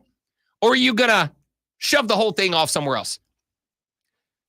And the reason I'm pointing this out is, remember, this was almost, although he did it with a lot more, let's say, sensitivity and sensibility. Is this not almost the exact same line of logic that Dabo used this offseason when he was being questioned? Winning is hard. People out there just don't understand because, not everybody out there is a winner. Winning's hard. It's tough to do. Hey, coach, it's literally your job. It's literally your job. I'm not saying it's not hard. I'm saying it's literally your job. And if you're not doing, my job is to come in here and do a good radio show. And if I come in here and I do a booty cheeks radio show, and then the next day my boss goes, hey, Rob, your show sucked yesterday. What happened? And I go, hey, boss, doing a radio show is hard. You know what he's going to say? That's why I pay you, you jackass. Go do it. I thought you were going to say, yeah, Lonzo was not good. Tried to carry him, but this is who you gave me. If I roll up in here and I do a bad show and the boss calls me to the carpet and he says, you did a bad show. Why'd you do a bad show? And I go, hey, boss, doing a good show is hard. Not everybody can do a good show. And that's true. There's some bad shows out there. Y'all know it. But if I go in there and I say, hey, doing a good show is hard, boss. Doing a radio show is tough work. It's hard. Not everybody can do it. That doesn't mean he's going to go, oh, I didn't think about it that way. I didn't think about it. I didn't really put that 2 and 2 together to get that 4. I didn't understand. I didn't think about that. You're right, Rob. Don't worry about doing a good show. Don't worry about it. No, I'm getting canned if I say that. No, if he says that to you, man, you're scared to death. Yeah, that's true. That's true. But you get the point. You get the point. Whether it is because some of y'all said this offseason, oh, Rob beating up on Dabo. No, it's not. No, it's not. It is the same standard I will hold to everybody, including Mike Gundy, who I actively like, am entertained by, root for Mike Gundy. But this whole, if you ain't down with me, you're a loser and you're a failure. I'm not Mike. I have a house and a new car and a wife and a job and friends, and I make money and I enjoy my life every single day. I'm not a failure at all. And yet here I am questioning you. So what next? Michael, what next? Texter said, okay, Rob, time to move on. The horse is dead. Oh, well, Texter said it's time to go to break, Alonzo. So sports flash. My leg hurts. I kicked that horse one too many times. Kansas City Chiefs remain undefeated after a 30-24 win over Tampa Bay in overtime last night. The 8-0 Chiefs were led by Patrick Mahomes' 3 touchdown passes and 291 passing yards, 10 of which went to Travis Kelce. Nuke Hopkins ended the night with 86 receiving yards and 2 touchdowns. Looked good, too, by the way. While Kareem Hunt ran for 106 yards and a score, Tampa quarterback Baker Mayfield threw for 200 yards and 2 scores in the loss. Lamont Paris' South Carolina Gamecocks got shocked in their opener, dropping a 74-71 decision to the North Florida Ospreys. The Gamecocks shot 46% from the floor, but allowed 10 threes to the Ospreys and allowed North Florida to out-rebound them 43-37. Tune in Saturday at 12:30 as Furman Paladins take on the Wofford Terriers. It's Furman versus Wofford right here when you're home for Paladins football. The Fan, upstate. Good morning, James.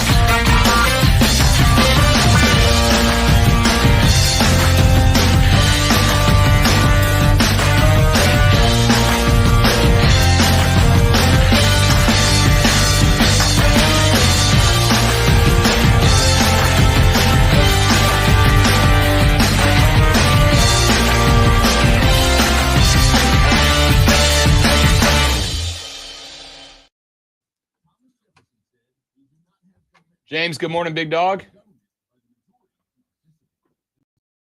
Cooper Flagg is a dog, Scotty. He's a dog. He's going to be a problem.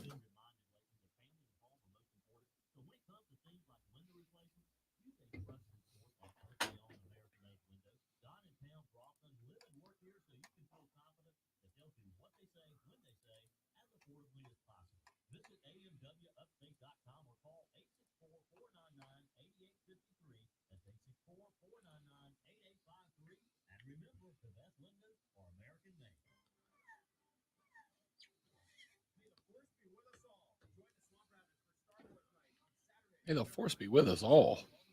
It's not the saying, dude.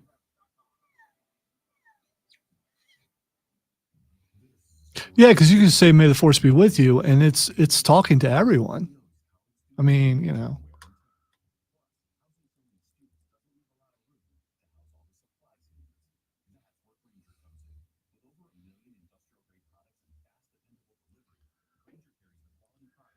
It's nearly 8 o'clock. Let the trades begin.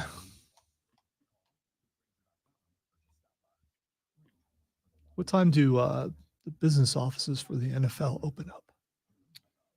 I gotta assume it starts at 8.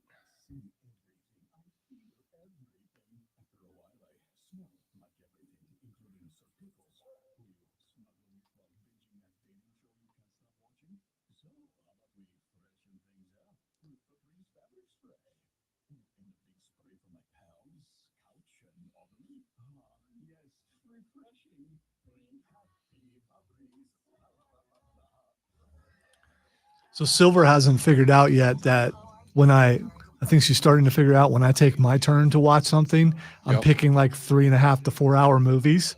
Yesterday, I watched the first episode of Lord of the Rings, the extended version. And she's like, "This is a really long episode."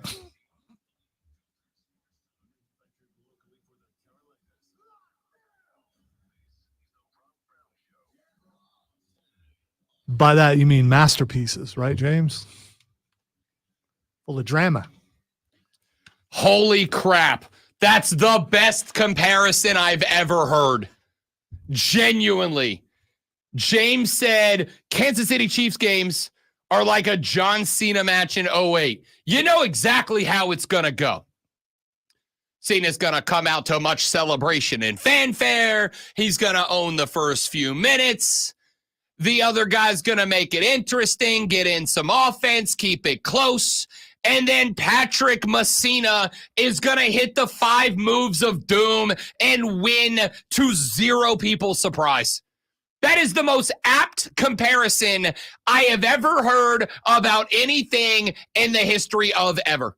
That's perfect. And again, I'm not saying that like WWE it is scripted. Again, I do not believe that leagues are capable of rigging results. I don't believe that. And I don't believe that because, as I've said, the amount of people that you would have to keep quiet about a conspiracy and a controversy that would, A, make them a gazillion dollars if they talked about it, and B, would ruin that league. Keep in mind, these leagues, specifically the NFL, are only capable of keeping the monopoly that they have in place because they have antitrust laws that are specifically crafted by or for them by the federal government. And if it ever came out that they were rigging games and rigging results, they would lose that antitrust legislation that I can't stop with my left hand that fast. So you really can't snap with your left hand. No. There, Well, I guess I can. You did it. Way to go. I'm better righty. You're ambidextrous. I'd be real snapper. bad. I'd be real bad at a poetry reading, you know? Beat poetry. It's a place to be. Yeah, because people have parties and they don't keep those under wraps for a really long time. Just saying. But there's 2 things. Number 1, if your surprise party secret gets out, the worst thing that happens is the person for whom the surprise party is thrown finds out and goes, "Oh, that's disappointing." Not the kind of party I'm talking about, but that's fine. Well, again, I understand. I'm talking about a secretive thing that was going on for years and no one said anything about it. I'm just saying it's possible that that the NFL could be scripted to a degree, and contracts are like NDAs, right? And so you lose your contract if you say something about it. And then they hid it in plain sight last year by making fun of it and having that's a really good ad. That was a really good ad campaign, by the way. It was really good ad campaign. Was. It is a little ridiculous that people think it's scripted. Leagues are not scripted. Now, time out though. There is preferential treatment. Absolutely, Yes. there is, and Yes. and it varies from stadium to stadium. I will say this. I said this back in the first hour. I'll say it again here. I absolutely do believe that through inherent biases that players do receive preferential treatment. The Jordan rules. But I've said before, and I'll say again, I don't like the term Jordan rules. And there's a reason I don't like the term.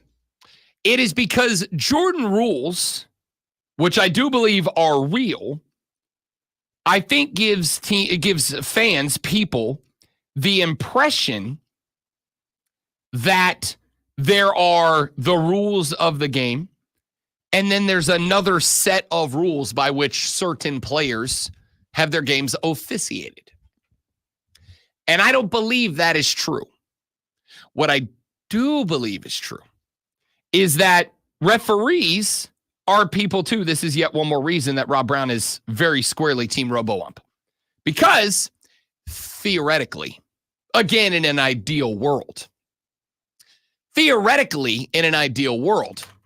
a robot, as Lonzo says, a robot would not be programmed to show an inherent bias towards one group, team, person, player, coach, or the other. A robot AI would simply be told, if X, then Y, if Y, then penalty, then foul, then whatever. And you would input that in, and it would say, okay, the qualifications for this penalty have been met, so stop the play, or it met X percentage of the necessary qualifications to be called a foul, and therefore we're not going to call it because it wasn't a foul. Blah, blah, blah, blah, blah, blah, blah, whatever. But I do believe that there are inherent biases in human beings. I am a gigantic nerd. You all know this if you have been a member of the Armada for any length of time. And I have said before, I think that there are inherent biases that all of us carry. And one of the most important things one can do is learn how to identify your own biases and do your best to eliminate them from your thought process, from your logic.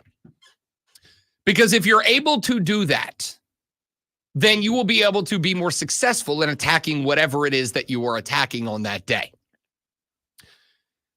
Referees are people too. And I think that there are biases. I think that they are probably told by the NFL, for instance, and I think this one we probably all accept is real.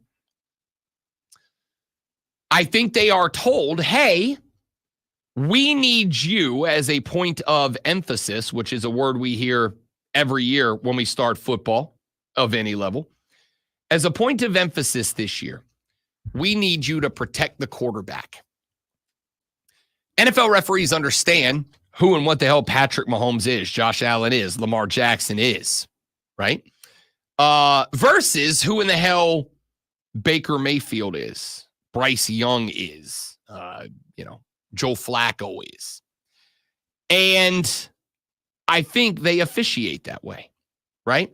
It is important because it has been proven time and time again that if a Pro Bowl, top-notch, top-flight quarterback goes down, do you know what else goes down? The ratings. Remember the year Tom Brady got his knee blown out in week 1 and he wasn't available the rest of the year? Go back and look at the Patriots' television ratings in primetime games during that season. They were through the floor. Why? Because as much as we all say that we tune in to watch football, the reality is, and this is not a secret anymore, the reality is Americans tune in to watch excellence. We just do. We don't tune in to what's proven. We don't tune in to watch the best teams. We tune in to watch the best players. I can point that out this year. In the World Series, the Los Angeles Dodgers took on the New York Yankees. These were, without a doubt, the two best teams in baseball this year. Hands down, no questions asked. The playoffs were spectacular, and part of the reason they were spectacular was because the playoffs got it right and sent the best two teams from Major League Baseball to the World Series this year. And if you watch the promotions for the World Series, who did baseball promote? Did they say, coming up, game 1, the Dodgers and the Yankees live from Chavez Ravine? No. They said, watch as Aaron Judge and the Yankees battle Shohei Ohtani and the Dodgers for Major League Baseball's. Because we tune in to watch excellent players, not excellent teams. So I do think the NFL probably tells officials, we need you to protect quarterbacks. And the NFL referees, understanding that Americans tune in to watch the best players, not the best teams, then start to maybe lean just a little bit to protecting the quarterbacks and protecting the teams those quarterbacks are on. And that is why a team like the Chiefs, I am comfortable saying the Chiefs get more 50-50 calls their way than anybody else. I'm comfortable saying that. I'm comfortable saying that. I am comfortable saying the Atlanta pass interference call was the most egregious missed pass interference call since the 2019 NFC Championship game, and that's not something I'm willing to debate. All right. Well, you also need to point out how hypersensitive you are to those supposed non-calls. Because since you've been here, you've never went, I don't know, maybe a month at the most without mentioning the New Orleans non-call. It's the most egregious missed call in the history of the sport. So you're looking for those things because that scarred your soul and you can't get past it. Lonzo, if I asked you right now, pop quiz, which NFL team does Rob Brown hate the most? That would be the Atlanta Falcons. I can't stand a dirty bird. Cannot stand the Atlanta Falcons. If there is a team, I was going to say Georgia Bulldogs, but I said NFL team. Okay, did you? All right. If there was an NFL team that I would throw a damn party watching another 28-3, my man, I make 28-3 jokes in the year 2024, and it will never stop. It will never stop. It will never stop. Sorry, Dirty Bird, you're going to have to live with the 28-3 jokes for the rest of your life and your kids' life and your grandkids' life. It will never not be funny. And if how somebody long ago was that? I'm just curious because I don't remember the year, and I don't think as many people hang on to that as you do, because I think there are people who are probably. Were they born yet when that happened? That was Super Bowl. I don't remember what number, but it was 2017. It's only been 7 years. Seems like a lot longer. Let me put it this way. If the numbers 28 and 3 show up on Twitter in a tweet sporadically, it becomes a dunking ground on the Atlanta Falcons. You guys are mean people. Welcome to sports, brother. It's what we do. Don't have to be mean in sports. It's not mean. Be kind. It's not mean. It's simply historical fact to point out that the Atlanta Falcons blew a 28-3 lead in the Super Bowl to Tom Brady and the New England Patriots. I just there's a lot of jealousy, a lot of hate towards the Chiefs, who are well on their way to winning 3 in a row. And it doesn't mean they will. They're not going to win every game. Oh, there's a loss coming. You guys are playing way too close to the razor's edge. Yeah, they're not going to win every game. They're probably going to lose a couple. And if you're going to lose a couple, you want to get that out of the way before the playoffs. But the point that I would make here is, and I know that something is hitting close to home when the only defense is haters, but the only people in the league who do not feel like the benefit of the doubt is given to Kansas City more than it's not are Chiefs fans. You're the only one. And of course you're not going to acknowledge that. I wouldn't either if I was a fan. Of course not. You're a dynasty. Ride that horse till it dies. I just don't see it. Right. I don't. The only people are, who's your favorite NFL team? The Chiefs. Yeah. The only people who don't see it and acknowledge it are Chiefs fans. They've been playing this way for years and get those supposed calls and non-calls since I've been watching them back in the 80s. So I don't just suddenly, because they've won some Super Bowls, it bothers some people. Yes. Nobody cares if you're getting all the calls, but you're finishing 10-7 and losing in the wild card round. Doesn't impact anybody. It impacts when you've won back-to-back. You're going for 3. You're the last undefeated team. You're 8-0, and there are at least 2 games that I can say a game-changing touchdown was taken off the board by what was at the least a controversial, if not flat-out incorrect bad call that bailed you out of a spot.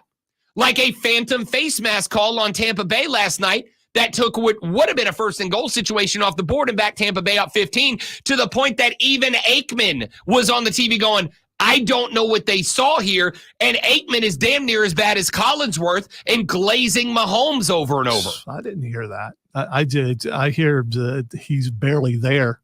half the time.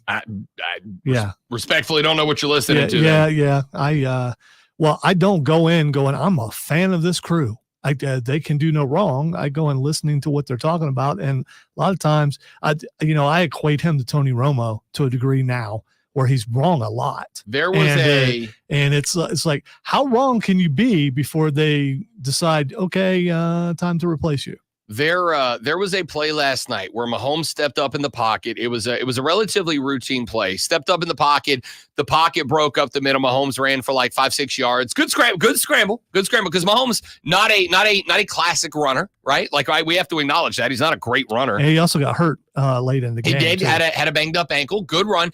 And after he goes for, again, a routine run right up the middle after the pocket broke, Aikman's on the mic and he's like, I never stop being amazed at the way that this man sees and attacks the game. Blah, blah. And I'm like, bro, he ran for 4 yards through in a wide open part of the field. It's like Spencer Rattler could have done that. So you're saying that Troy is slipping. Thank you.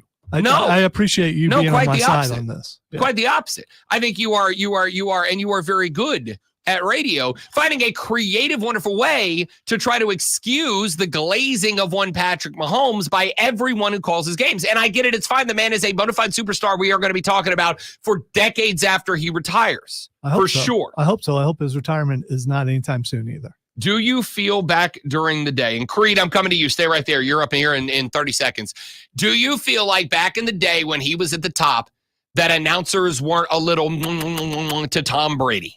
Announcers are like that to all the top quarterbacks. That's all I'm saying. Including Josh Allen, Josh Allen. Absolutely. I'm not disagreeing with you.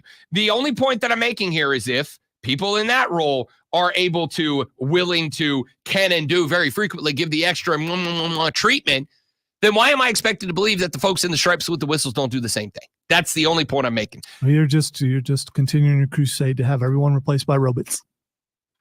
Sure am. At least referees. Creed is on the line, wants to talk a little football with us. Creed, welcome back to the show, big dog. Good to have you.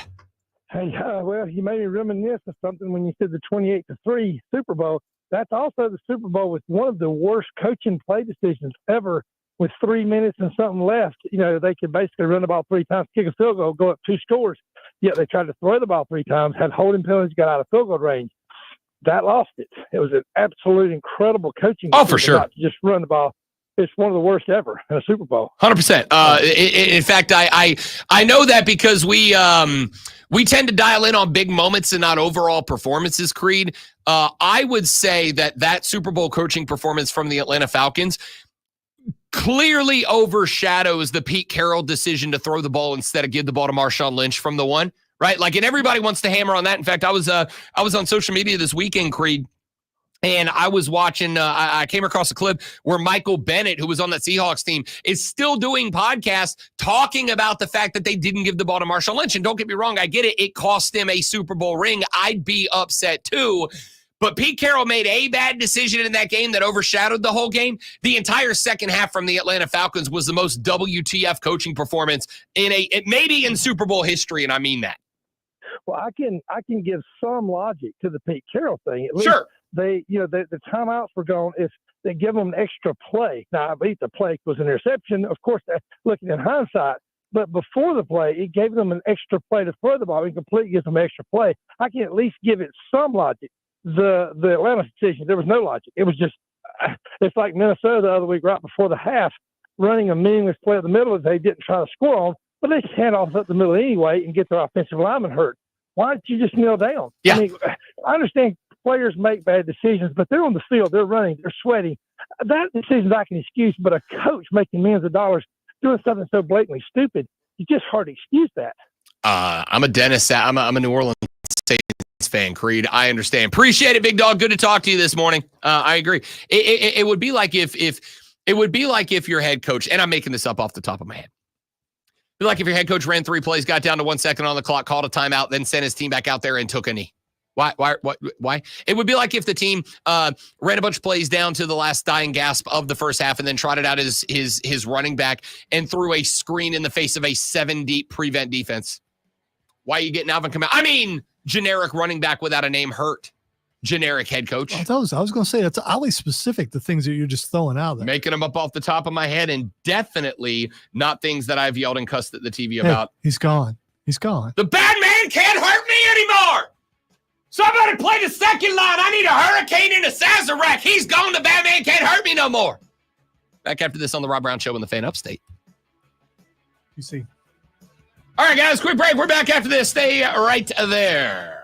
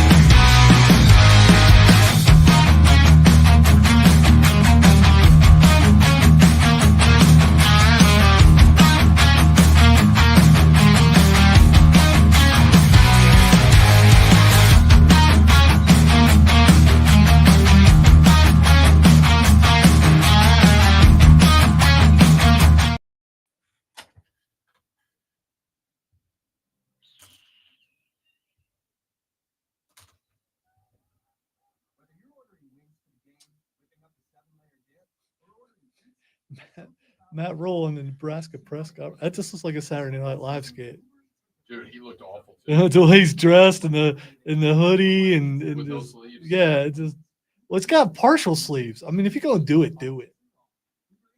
It looks like a short sleeve shirt with a hood on sleeveless it. Hoodie has become a thing. Yeah, but it's got, And I'm not against it. I you mean actually it's love it. not long sleeve? It just looks like a t-shirt with a hood on it. Yeah.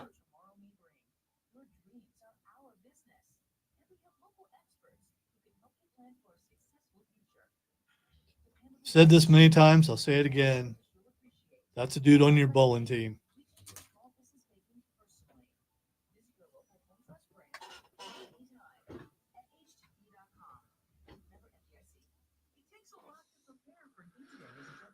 Good morning, Mac.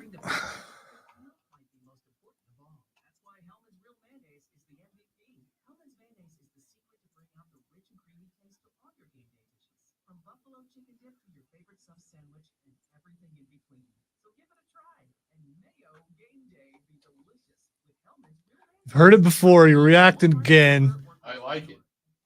I am just curious. Have you ever heard anyone call it a submarine sandwich? I know that's what it is technically. Yes, but rarely, and it's usually old people. I don't think in real life, other than commercials, Yeah. that I've ever heard it said that way before.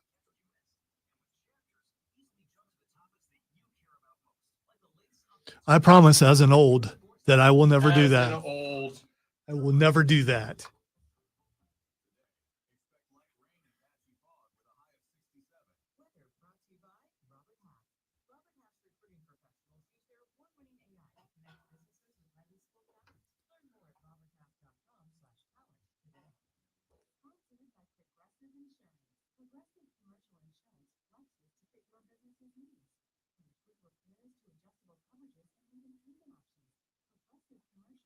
Spurs coach Greg Popovich suffers health issue out indefinitely. How old is he? He's like in his 70s, isn't he?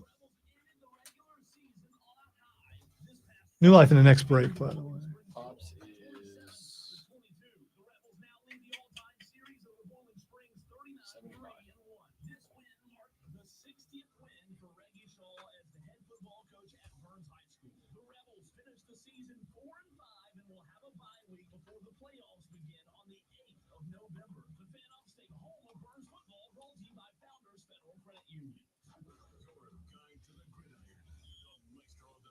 and the keeper of all things cool in the sports world.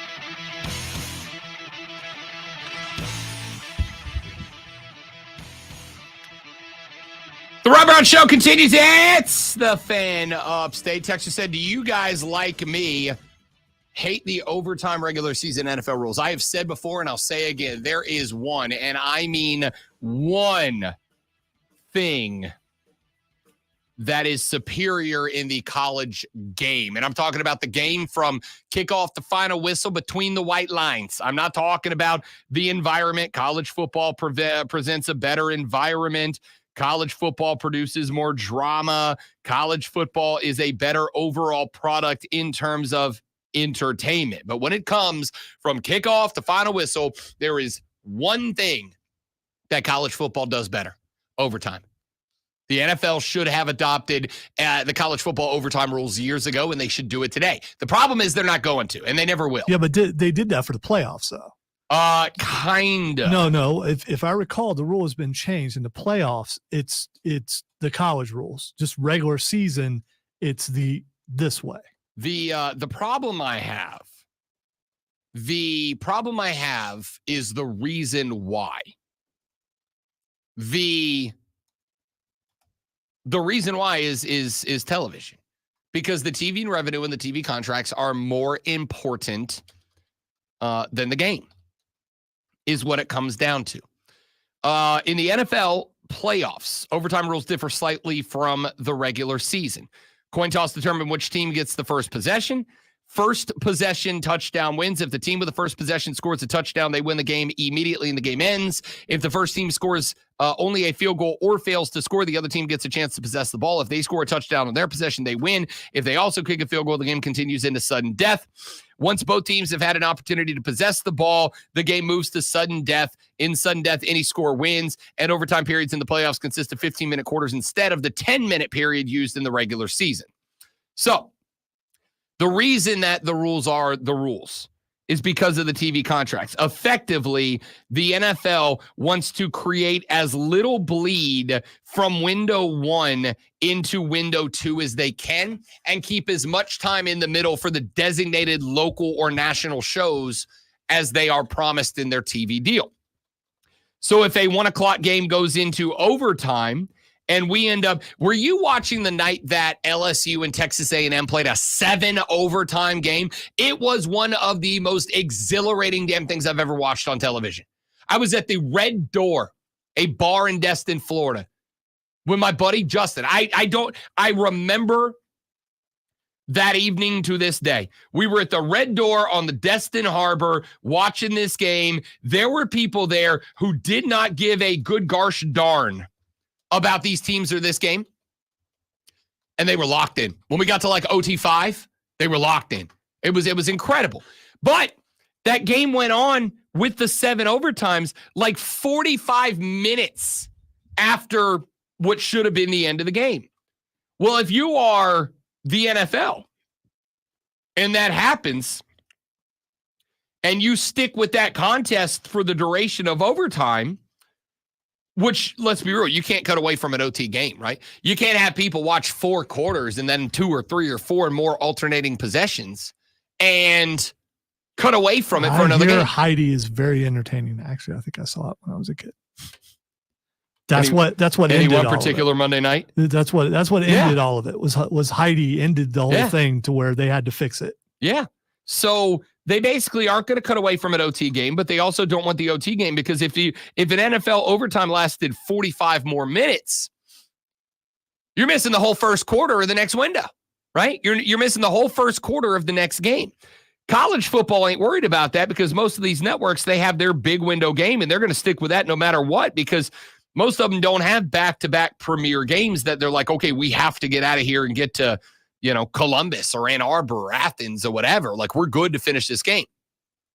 So that's it. And that's why I've said for years, the only place where the college football product is superior from kickoff to final whistle is the overtime rules. That's it. And I think you saw that last night. You saw that last night, great one, when Patrick Mahomes won the coin flip, and I thought Baker Mayfield's head was going to snap off with how hard he rolled his eyes backwards, right? Because he knew. He's like, Patrick Mahomes, all this dude does is win in the clutch. It's all he does. It's his entire damn career. He's got the ball to start overtime. We just lost the game, and he was right. Yeah, but I don't think it has anything to do just with Patrick Mahomes because the Chiefs have lost the coin toss before when Cincinnati went to the Super Bowl. Because it went to overtime. They lost a coin toss. Cincinnati won the game and went to the Super Bowl. Also correct. So I mean. And that is also the reason we have the alternating possession thing in the NFL. Yeah, so that and the outcry because Buffalo didn't get to go, which I still haven't. But when it comes down, I mean, what's the percentage of NFL teams that win the game when they win the toss? It's got to be in 90%, right? Somewhere in there. I don't know if it's that high anymore with the, if the other team does get a possession now. I don't know if it's that high, but I'd still bet you it's pretty close. I bet you it's probably 65 to 70% if I had to guess. Gotta be higher than that. I'd be willing to look it up. I'm not looking right it now. up right now. I'm intrigued. But the point here is no, I hate it. It's dumb. It's the one big gripe I genuinely have about the NFL's product, like the on the field product. The biggest gripe I have is the overtime rules stink. They should go to college footballs, alternate possessions, play it from the red zone, and let's see who's the better damn football team when they're exhausted and dog-ass tired. Okay, so it looks like, according to AI Overview, that you're right. It's around 52.8% of overtime games are decided by the coin toss. Okay. I mean, which is fair. I mean, so it's a 50-50. I mean, it's basically the coin toss is a coin toss. Yeah. Coin toss is a coin toss. All right. So to answer your question, Texter, there you go. No, I hate the overtime rules in the NFL, and they should go to college. All right, let's do this. Let's take a break. When we come back here in just a minute, let's do the audio blitz a little bit later than we usually do, but who cares? I'm going to do it next. Some of the best audio we've collected since the last we spoke. We'll play you those and give you our reactions when we come back on the Rob Brown Show and the Fan Upstate. New life. I'm sorry. All right, guys, one more reading. We're back. Stay right there for me, please, and thank you.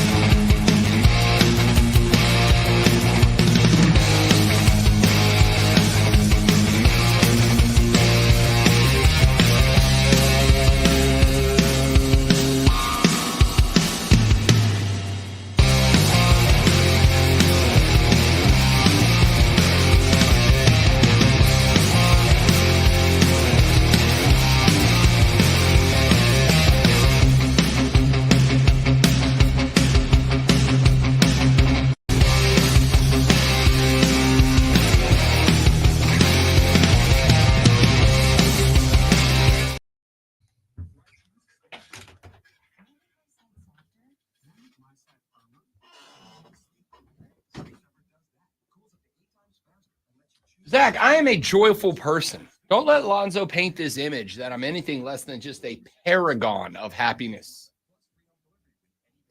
I don't know why I'm in this. I'm just sitting over here, man. Because everybody out there thinks I hate children and old people and happiness. You're right. That's all my It's fault. because of you. It's all me.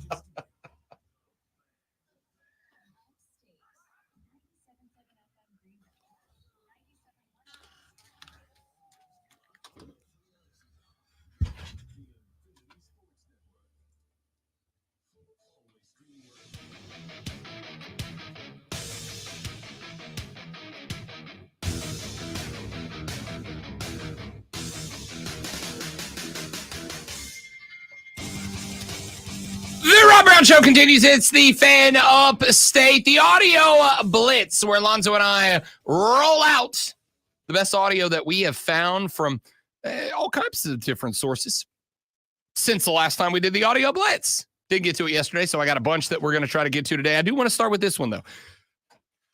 There was a bit of a situation that took place around Jason Kelce before the Sunday afternoon game, where Jason Kelce was walking to the stadium. A young person rolled up to him and asked him a question about his brother that involved a homophobic slur. Jason Kelce, who I think is a fan of Travis Kelce, did not take well to it, took the young man's phone out of his hand and smashed it on the ground, like Gronk smashed it on the ground.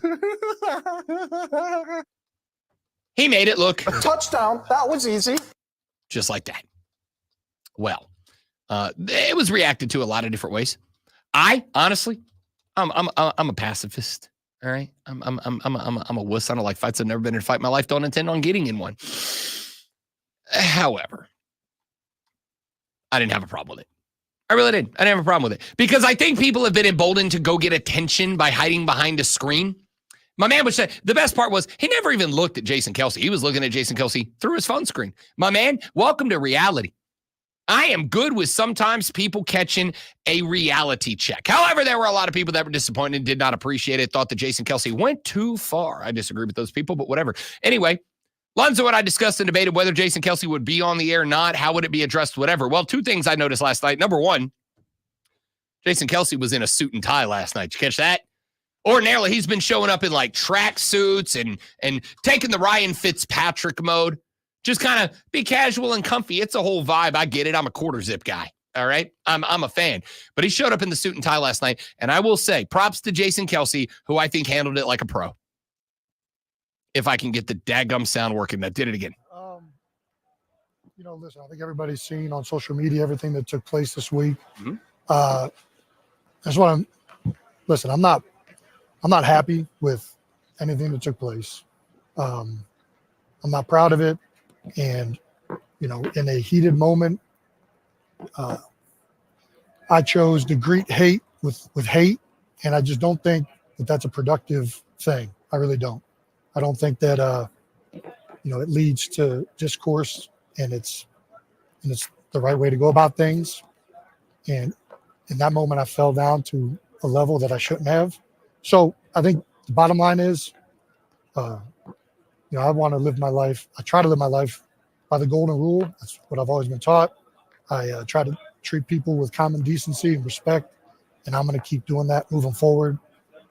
Even though I fell short this week, I'm going to do that moving forward and continue to do that. So, I think we got a game to focus on. Obviously, a matchup. I don't think this is the platform to necessarily go into more detail.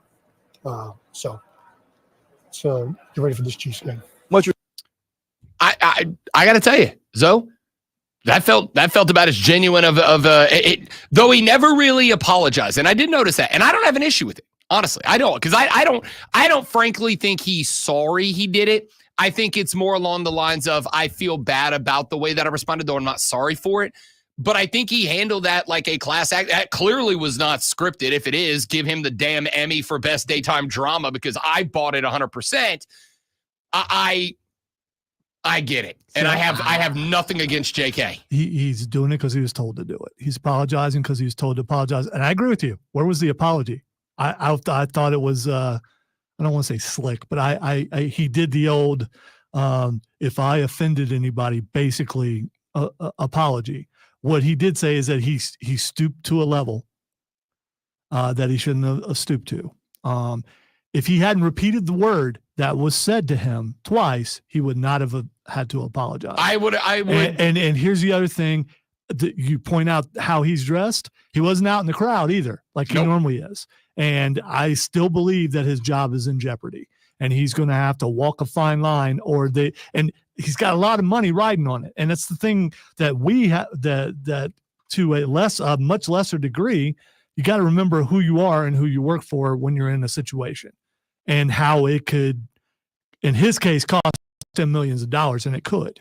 I agree. Now, I will disagree. I don't think his job is in jeopardy at all, unless he does something like that again. And then it'll be like, okay, you're a second-time offender. That's worse. But here's the thing. Once you react that way, people, you got your copycats out there going to try to get him to react that way again. Sure. And the one way to keep that from happening is to no longer put him in a position of which you hired him to be in the first place. Keeping him out of the crowd, keeping him in the studio, making him like everybody else, which he is not, which is why he has appeal.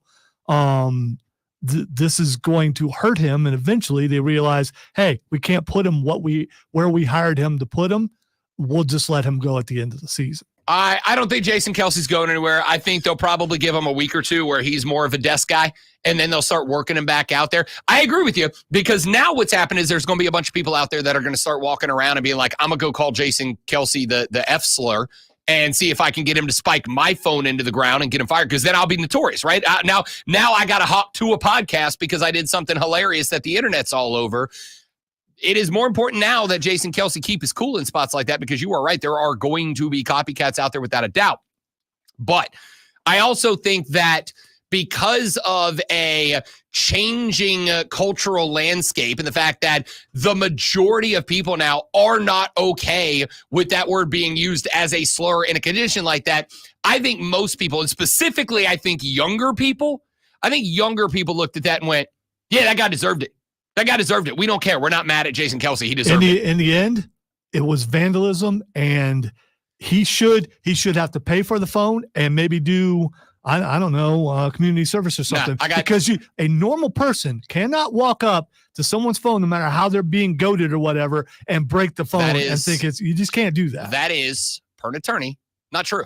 If you are goaded into an action like that, let's try. Let's go out. No, you don't get to lean on that as your excuse. Like I don't have a problem saying the F word. We'll say it on the air. You both know. We know By that the way, that's not how this that's not what I'm talking about. Let's go to the mall. You pick a random dude and just walk up and break the phone and see what happens. No. If a random guy comes up to me and says something about my brother with that level of hatred and negativity, that's the difference. The guy, Jason Kelce, didn't just walk up, grab a dude's phone, and Gronk spike it. A dude walked up to Jason Kelce, got into Jason Kelce's personal space, and then started saying hateful things about his brother. That's a different line. If I just walk over there and spike your phone, yeah, I'm fired. But if you walk in here and go, hey, your little brother is this, that, and the other, and start using a bunch of hateful words, I now have a defense against reacting to you. By the way, the Bears are trading running back Khalil Herbert to the Bengals for a 2025 7th-round draft pick. I don't hate that. Sorry to interrupt. I don't hate that. But yeah, I don't hate that. That is breaking as a couple minutes ago. I have no idea who Khalil Herbert is. I don't hate that. Khalil Herbert is a very solid number 2 option. Khalil Herbert is a decent pass catching running back. He's only 26, by the way. He's not an old guy. Like he's got some go to him. He's a very stubborn runner, but he just has not been used this year by the Bears. And why would you? You got DeAndre Swift back there. DeAndre can do everything. DeAndre is a guy that can bowl in ball between guards. He's also a guy that is a very versatile pass catcher out of the backfield. These are things I don't understand. Why you get rid of your backup running back without getting help this year? Well, because the Bears are 4-4 and they're not going anywhere. They have gone from being a front runner in a very good NFC North to a team that is out there getting their quarterback hurt for no good reason. Hey, speaking of the audio blitz, this happened. First down. It's Allen as Williams takes another hit, and now he's grabbing at the back of his leg as Aquara was there. Pops up on his feet. I'm sorry, this just does not make sense to me. This is your rookie quarterback. This is the face of your franchise. I don't think he should have been out there for the 2 minutes. I hope he's okay. That's it. The Cardinals' winning ways continue. They've won 4 of their last 5. Charles Davis reacting, saying this doesn't make sense to me. I don't know why that guy's out there. That's it. Again, I talked about it yesterday with the Dabo Swinney not kicking the extra point. Came out and said, "Oh, the paper said." I don't care what the paper says. You kick you go for 2. You get it to an 11-point game. You make it a touchdown and a field goal game. What the hell's the difference? The paper between 12 and 13 points. I don't understand. Same situation. You're down 20 points. There's less than 2 minutes to play. Well, we wanted to give him the opportunity to go out there. We wanted to give him the opportunity to go out there and compete in a 2-minute offense. All right, cool. Well, now Caleb Williams is questionable. Now he's got a busted up wheel. Now you may not have him at all. I mean, I guess you're 4-4. It doesn't matter all that much. By the way, Khalil Herbert was technically listed number 4 on the Bears depth chart. So yeah, they did have they got Roschon back there still too. So they're actually okay depth wise. The Bengals, on the other hand, and this is why this one is interesting to me. The Bengals are working a running back with Chase Brown, Zach Moss, Travion Williams, and Kendall Milton. Who is, I think, the reaction you would get from most NFL fans? Like, even starting running back, Chase Brown. What can you tell me about Chase Brown? Not a whole hell of a lot, I don't assume, right?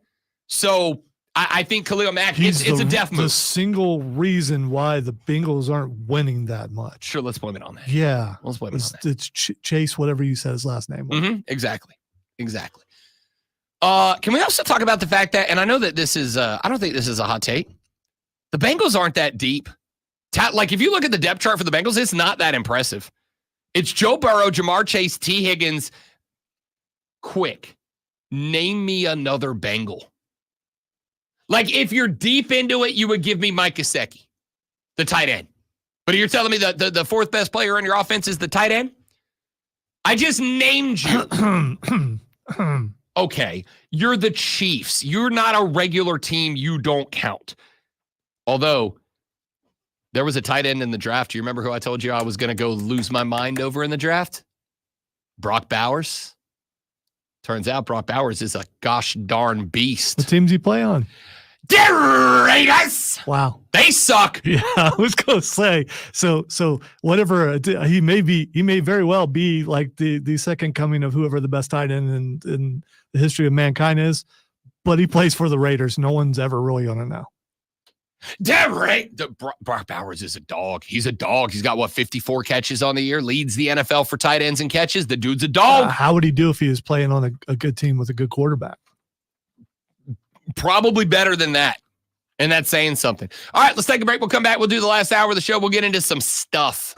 We got stuff to get into. It is NFL trade deadline day. We do have 2 moves in the book so far. We just talked about one. We'll tell you what the other one was for the Detroit Lions. Coming up here in just a minute from now, as well as keep you up to date with whatever else breaks. And then at 9:56, when we go off the air, all hell will break loose. That's just the way it works. Sports-wise, hopefully. Nothing else. What's today? Exactly. What's today? Sports Flash! Wow, fearmongerer. The Kansas City Chiefs remain undefeated after a 30-24 win over Tampa Bay in overtime last night. The 8-0 Chiefs were led by Patrick Mahomes, 3 touchdown passes and 291 passing yards, 10 of which went to Travis Kelce. Nuke Hopkins ended the night with 86 receiving yards, 2 touchdowns, and a whole lot of happiness. While Kareem Hunt ran for 106 yards and a score, Tampa quarterback Baker Mayfield threw for 200 yards and 2 scores in the loss.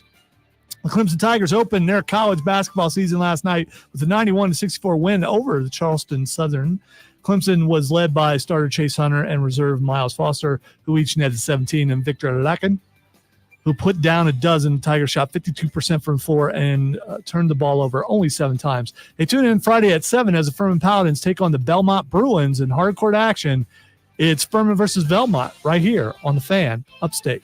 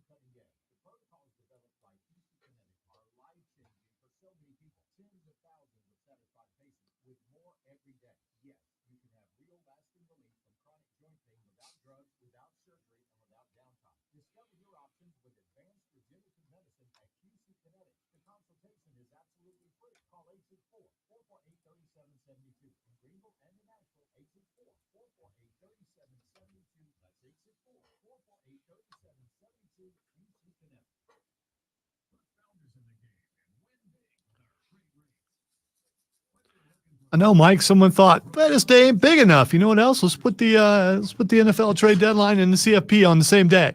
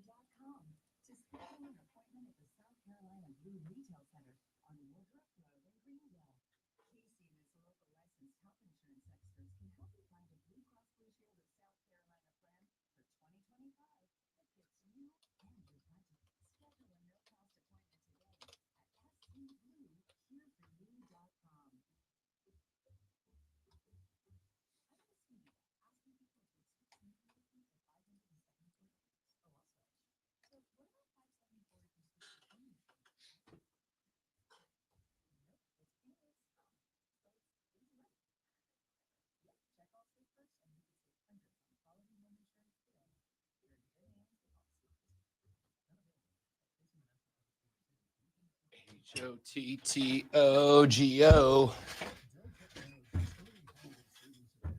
What in the world are you singing? It's a pop song. Very catchy pop song.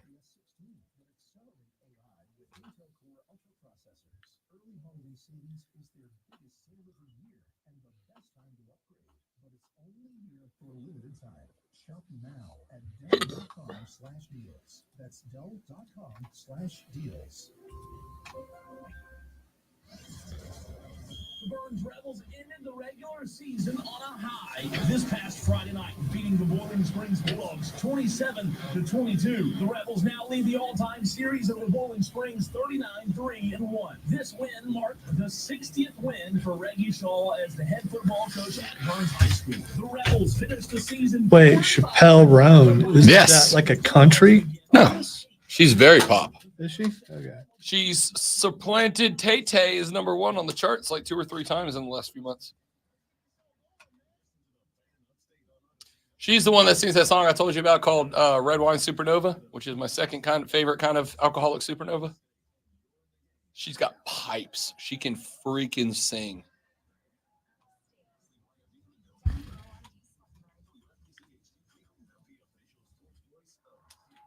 HOTTOGO. You can take me high to go. HOTTOGO. That sounds nasty. Slapper. Singing about nasty stuff. It's unbecoming of a young lady to speak such way.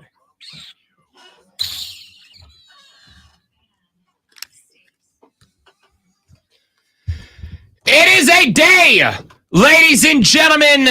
That is of the utmost importance to Americans. This evening, the internet will be ablaze with discussion, with debate, with arguments, with fights, and yes, indeed, it may even come to violence this evening when the college football playoff rankings are released for the very first time. A very consequential evening in collegiate football as we find out which teams who's 13 are given the inside track. Well, keep in mind, it doesn't just matter who is 13 because you also have got the 4 byes and the extra conference champion tossed in there. And all. There's a lot of different things that could come into play as a result of how they're stacked up this evening. All right. So what number you think that team has no chance in the ranking? 20? I'd say probably 16, 15, 16.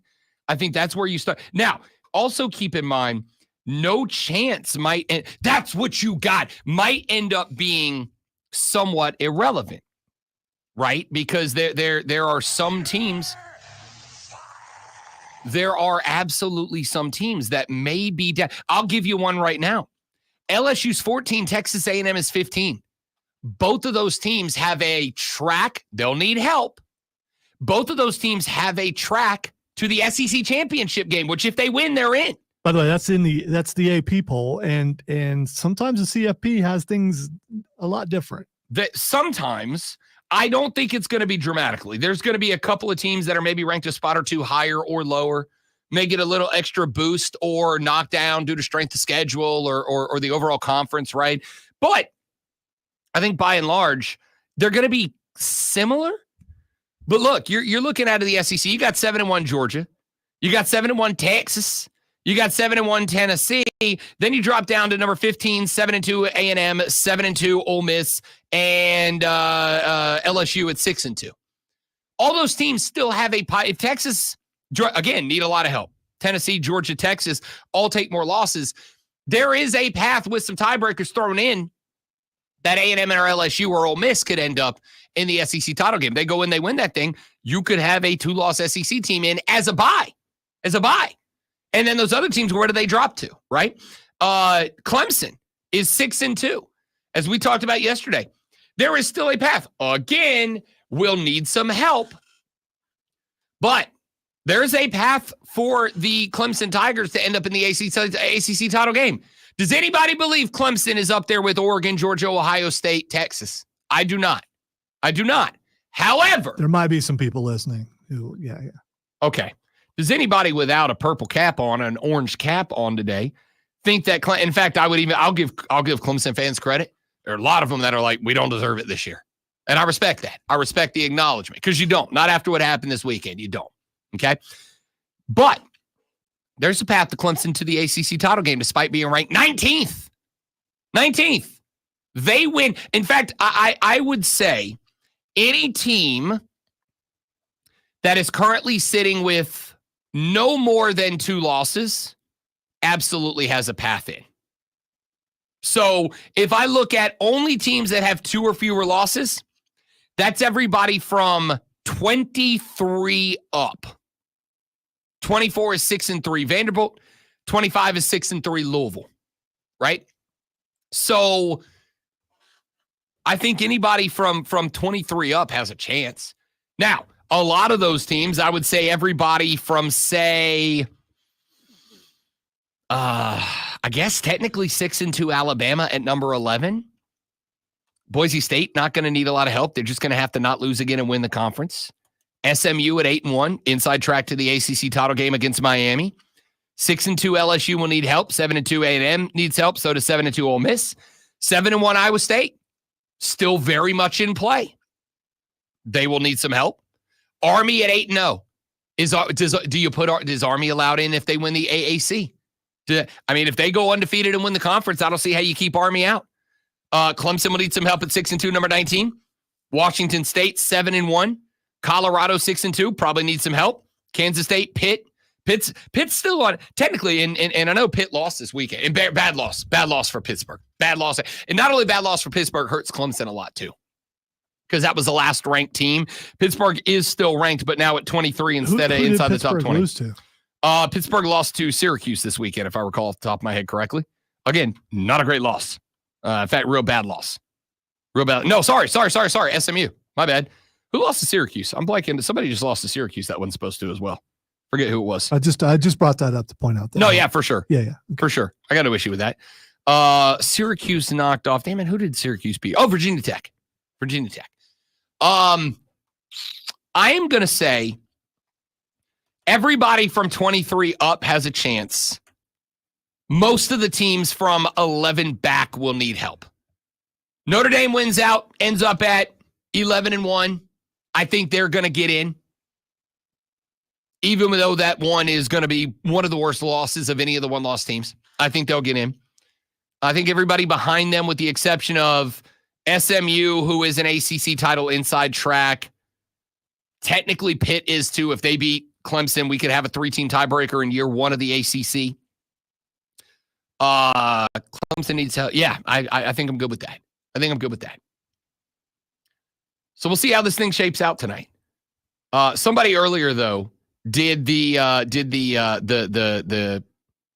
do you call it? Playoff predictor. Lonzo, Alabama, Ohio State first round matchup. Hell yes to the 12-team playoff. How is that not got you excited right now? We're sure Alabama's going to be in there? No. But also yes, because I don't know if you've noticed this or not. Alabama gets bonus points. I was going to say Ohio State may not be in there either. Alabama gets bonus points. Ohio State could lose to Indiana and be out of the Big Ten championship and may not get in. Still some meaningful football left to play. There's plenty of meaningful football left to play. And this is, I think, one of the things when they expanded to 12, and a lot of you guys were, it's taken away from the importance of the regular season. Is it? Did Georgia, Alabama feel like it had no importance on it? Did Texas, Georgia feel like it had no importance on it? Did Clemson, Louisville not feel like it had importance on it? Because we said going into that game, if Clemson gets caught looking ahead, and for the record, I don't think Clemson got caught looking ahead. I think Dabo Swinney's coaching staff failed. I think they failed. And I'll say fail because you were coming off the bye week. I think you failed. And I think that loss is probably keeping Clemson out of the ACC title game. Even if they beat Pitt. I don't think SMU's losing again. I don't think Miami's losing at all. Because the teams that could have taken down Miami, I think, are out of the way now. So, and I could be wrong, because we for the most part, most of us felt like that way against Louisville. But even if Miami loses, they're still likely going in ahead of Clemson just based on results, right? Just based on results. Miami's got to lose a couple. So I don't see a path. There is a path for Clemson. You will need a lot of help. And I don't see SMU dropping another one. If Clemson's going to get in, they have to. I don't think they just have to beat Pitt. I think they got to beat Pitt. I think they got to beat Pittsburgh. And, I'd like to say that is a given for Clemson, but it's not anymore. Not after this past weekend. So, I don't know. I was watching this morning, and I can't remember who it was. But I was watching somebody this morning put up a playoff predictor on, I think it was ESPN. You got an Alabama Ohio State first round matchup, which I was like, yes, inject that right into my veins. Are you kidding me? My favorite thing was, who's that? I think they looked at Boise State was in there somewhere. I really wish I would have saved that. Notre Dame was in there. Like there's some possibilities for this to be fun. Do you remember where you saw it at? It was on TV. If it was Twitter, I would have retweeted it immediately. Just for the sake of that first round matchup. Good first round matchups. They had Georgia catching the bye. They had Alabama and Texas both in, obviously. They had Oregon catching a bye out of the Big Ten. They had you guys matched up with Alabama in round one. I think they had Boise State catching a bye. They had a couple of teams. I think they may have had, no, I don't think it was Notre. I think was it Notre Dame catching a bye or just Notre Dame? I don't remember. The point is, all of you guys threw out there all of you guys threw out there that the 12 team, but not all you guys, but you get it. Royal, all y'all threw out there the 12 team playoff was going to be bad because it was going to negate the importance of the regular season. Does anybody feel like games with this weekend don't matter? Anybody feel with what do we got? 3 regular season weeks to go? Any of y'all feel like the results don't matter right now? Because I most certainly do not. Also, did this football season haul Butte past us? Yeah, and we'll see how fast the 12-team playoff goes. Because in years past, at least for me, the bowl season kind of drags as you're waiting for the ones that really matter. And this time we're going to get those a lot quicker. That's why I told you. Learn to appreciate the game, not the results. Learn to appreciate the art from kickoff to whistle and not just the final score, and you'll feel better for it. The problem with one of the problems with college bowls during that time is they're on at weird times, and also the NFL is going strong right at the end every year. That's also true. Let's see here. Here's what Andy All right, why not? Let's talk about it. Here's what Andy Staples has predicted. Lonzo, you ready? Just for the sake of the discussion. I am prepared. He has got Oregon, Miami, BYU, and Georgia catching the byes. Okay. Number 1, Oregon waits for the winner of number 8, Penn State, and number 9, Notre Dame. Number 2, Miami waits for the winner of number 10, Tennessee, and number 7, Hoosiers. Yeah, it's pretty simple. I win. Google me. Number 3, Georgia awaits the winner between the Texas Longhorns and the Alabama Crimson Tide, the 6-11 matchup. And number 4, BYU awaits the winner of Boise State and Ohio State. The Run the Damn Ball Bowl. That game might be over. If Ohio State and Boise State play, Lonzo, that game might be over in 15 minutes. That might be the fastest college game of the day because it's going to be Travion Henderson that way, Ashton Jeanty that way, over and over and over. And I am signing up immediately. I will pay pay-per-view money to watch those running backs go. You left out Judkins. That's right. Too. So, that's right. Yeah. I'm here for it. He has G5 contenders on the outside looking in: Army, UNLV, Tulane, and Louisiana Lafayette. And the first 4 major teams out: SMU, Ole Miss, Texas A&M, and Iowa State. So here's, and this is going to start a fight. I didn't hear the C word in there anyway. We don't say that on the radio. What, Clemson? You're right. I wish we did. Got it. He has got only the University of Miami in from the ACC. But he's got Tennessee, Georgia, Texas, Alabama, all in from the SEC. He's got from the Big Ten, Ohio State, Penn State, and Oregon. So 3 Big Ten, 4 SEC, 1 ACC. And can I be real? Even though I am 100% the guy who thinks that the SEC gets the bonus points all the time, kind of hard to argue the ACC deserves more than a champion this year. I was going to say that sounds pretty realistic. Yeah. And yeah, if the only people who could protest would be ACC. Yeah, I push back. Yeah. I push back real hard against the we deserve it because we're the SEC and that's the only reason. Although I believe SMU is going to win the ACC, so it would. So if SMU were to beat Miami in the ACC championship, would SMU and Miami get it? I do. If it is the only loss Miami has, yes. I do not think. I think the only way an ACC team is getting in is if they have 1 loss, and that is true of SMU. That is true of Miami. Scratch that. The only way a non-ACC champion is getting in is if they have 1 loss, right? If Pitt wins out and Pitt loses in the ACC title game, I don't think Pitt's going. If Pitt wins out and they win the ACC title game, they will. And if they beat Miami, Miami will. But if let's say Miami crashes and burns and they lose 2 games down the stretch, they won't. But let's say that they do.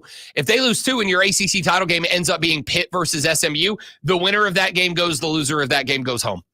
I think you will get at maximum 2 teams in.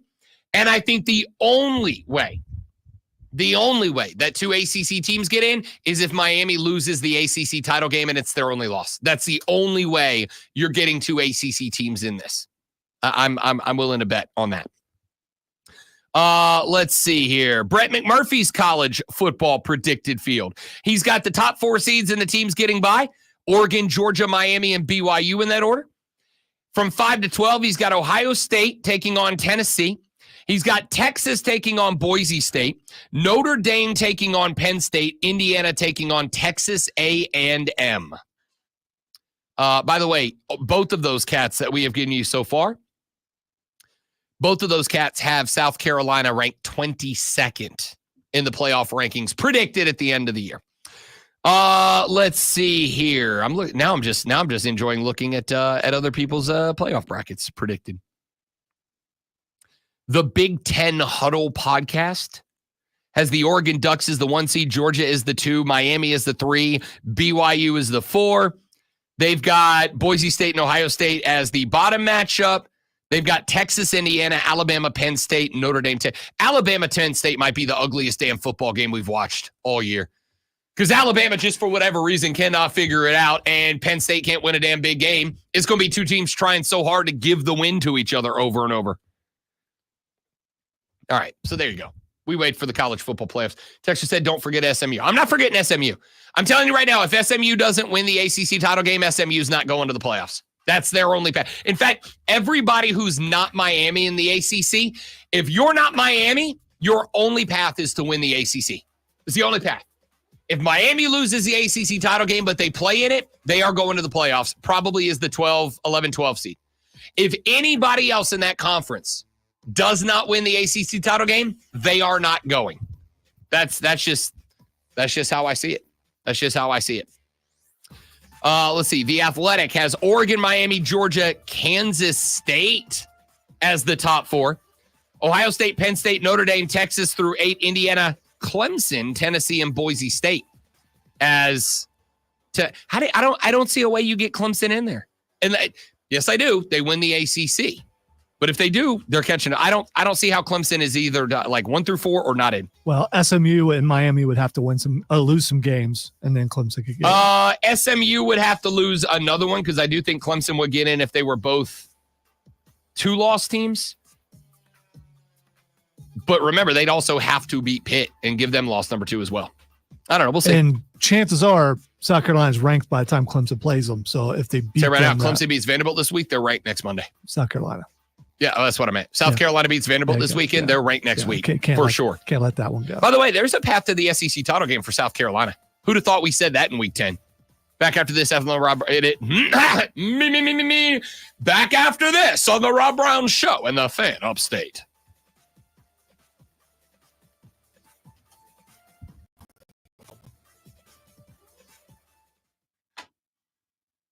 Okay, why?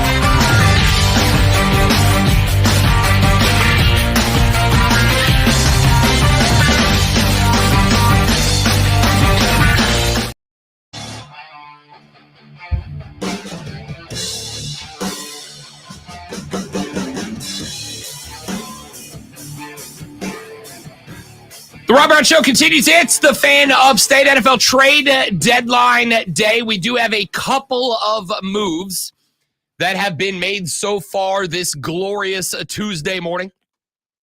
The Detroit Lions involved in a move. They get Pro Bowler Zadarius Smith in a deal with the Cleveland Browns. We now know what that trade looks like. The Lions get Zadarius Smith and a 2026 sixth-round pick in return for a 2025 fifth-rounder and a 26 sixth-rounder if those picks swap. So the Lions pick up a bit of an insurance policy at defensive end. They surrender next year's fifth-round pick, and I love this move from the Lions. I like this move from the Lions because, number one, they are embracing the Dan Campbell mentality, and they are going for it. They're going for it. And I appreciate that. I think there are a lot of teams that feel like they are close, but they don't have the rocks to go for it. And to me, in the NFL, your window is open for a couple of years. Unless you hit on either an Andy Reid, Patrick Mahomes combination, like Drew Brees and Sean Payton were, like Belichick and Tom Brady were, unless you hit on one of those combinations. And you know it's rare because we can talk about those combinations and not have anybody else to add into the conversation, right? Unless you hit on a Reid Mahomes, a Brady Brees, or a Brady Belichick, a Peyton Brees combination. Your windows are 2 to 3 years, and then they close, and then you got to rebuild the whole thing. That's just the way the NFL works. It is designed to be cyclical like that. The Lions, for the record, Lonzo, I think I can speak for everyone on this show, all of us, when I say, Big Dan Campbell guys over here. Yeah, I wish someone would bite my kneecap off Big right Dan now. Campbell guys. Yeah, for sure. All in on Dan Campbell. He almost, this almost would make me go to Applebee's. Almost. Not quite, but almost. You face Dan Campbell, y'all gonna die. Love this guy, all right? Love this guy. So, they recognize that while Dan Campbell is him, and I love this dude as a head coach, they also recognize that they've got an aging quarterback that when Jahmyr Gibbs' contract comes up, he is going to be offered top-notch money to go somewhere, right? So they're going for it. And I think more teams need to go for it. You're effectively saying we surrender a third and a fifth round pick next year. Now, there is value in picks. Rashad Beard was on the show yesterday. I'll replay that interview for you on Thursday. Rashad's going over to Germany for the Panthers game. So we'll run it in the normal spot on Thursday. But Rashad Beard and I have had this conversation many times. We agree philosophically on the strategy to win a Lombardi. Nailed it. Little stutter there, but I got there. All right, I got there. If you want to be a contender who has an open window, the draft is the key. The draft is the key because you've got to find players that can contribute at whatever position you draft, and you got to find players that can contribute at whatever position through the draft and do so on a rookie deal for a few years. The only way to do that is through the draft. And the reason you got to do that is because a successful NFL team, with rare exception, and I think the Kansas City Chiefs are proving this right now with guys like Xavier Worthy, a successful Super Bowl caliber team is built up of a healthy mix of cheap, young talent, of aged, successful veteran leadership, and then of a good mix of quality depth guys that are in the middle. There's only one way to get the third up front. You got to draft well. You want to know why the New Orleans Saints were in a position to win? They only got one, but you know why they were in a position to win for as many years as they were under Peyton and Brees? It wasn't just because they had the most accurate quarterback in the history of the National Football League in Drew Brees. It wasn't just because they had a guy that, while I don't think that he was as innovative and genius as people made Sean Payton out to be, I do think he was a guy that understood how to get a locker room all on the same page, something the New Orleans Saints have not had since then. I think the reason that they were there is because the New Orleans Saints had a lot of good years of the draft. Rashad Beard pointed out in the run-up to the most egregious missed call in the history of NFL football that prevented the Saints from going to play Tom Brady and the Pats in a Super Bowl. You go back and you look at the two drafts leading up to that. The two drafts for the Saints leading up to that were both A-plus drafts. The Alvin Kamara draft. They were the Marshawn Lattimore draft. They were A-plus drafts. They were hit drafts. So they hit on the draft. They had a ton of talent that would go on to become Pro Bowlers, but they had them all on rookie contracts, and that allowed them to go invest in veteran players to be the leaders of those young cats. And it worked. You've got to have a good draft. But in order to have a good draft, you got to have draft picks. Why do you think Bill Belichick spent so long stocking up draft picks? It's because he knew whenever we hit a lull, whenever the Patriots hit a flat spot, a plateau, where it doesn't feel like they're the Patriots anymore, that next year they're going to come into the draft with 15 picks.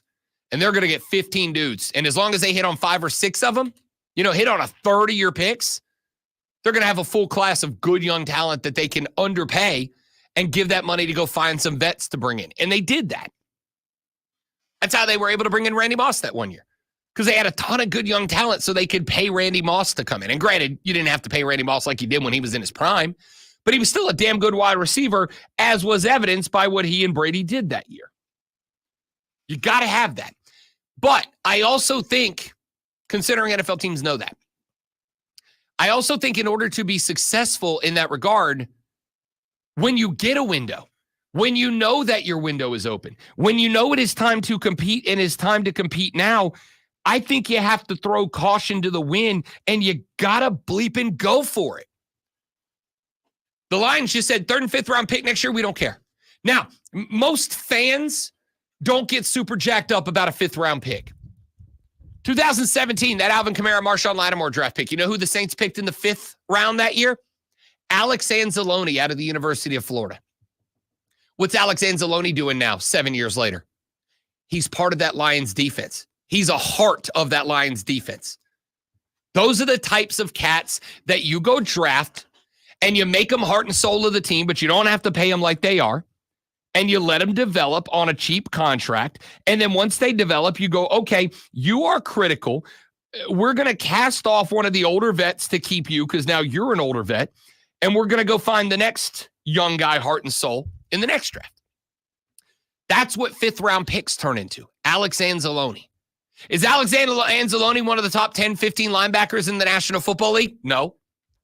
Is he one of the most important players on the Detroit Lions defense? You're damn right he is. You're damn right he is. That's who you get with 5th round picks. Those guys that are never recognized as bona fide superstars in the league, but that a coach like Dan Campbell is going to go, that's the heart and soul. That's the guy we center around. That's the guy who leads us. That's the guy we follow. That's our guy. So when the Lions give up a 3rd and a 5th round pick to replace, at least for now, Aiden Hutchinson after his gruesome leg injury, what it says to me is, yeah, we lost Hutch.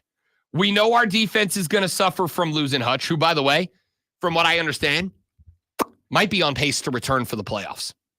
Could be available for the playoffs. It may not be round 1. Lions may not be playing round 1. But it may not be round 1, but on pace to return for the playoffs.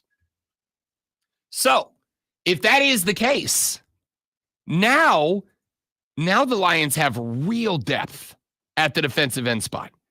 Now the Lions have the opportunity to keep defensive ends very fresh. And if Aiden Hutchinson comes back in time for the playoffs, you know he's going to have ring rust, right? So what can you do in this spot? Now you can keep Zadarius Smith out there for standard downs. And when I need him, I can go get Hutch. Hey, it's 3rd and 7. It's an obvious passing down, right? It's 2nd and 14. It's an obvious passing down. Now I can trot Hutch out there on one wheel, and I only need to use him how many plays a game, right? I can take James Houston off the field, and I can bracket an offensive line with Smith, a former Pro Bowler, and Aiden Hutchinson on the other. You have options now. And what this says to me is the Lions say, you know what? We understand the value of a 3rd round pick. We understand the value of a 5th round pick. That's where you find the Alex Anzalonis, the guys that you fill in the spots around the superstars you end up with.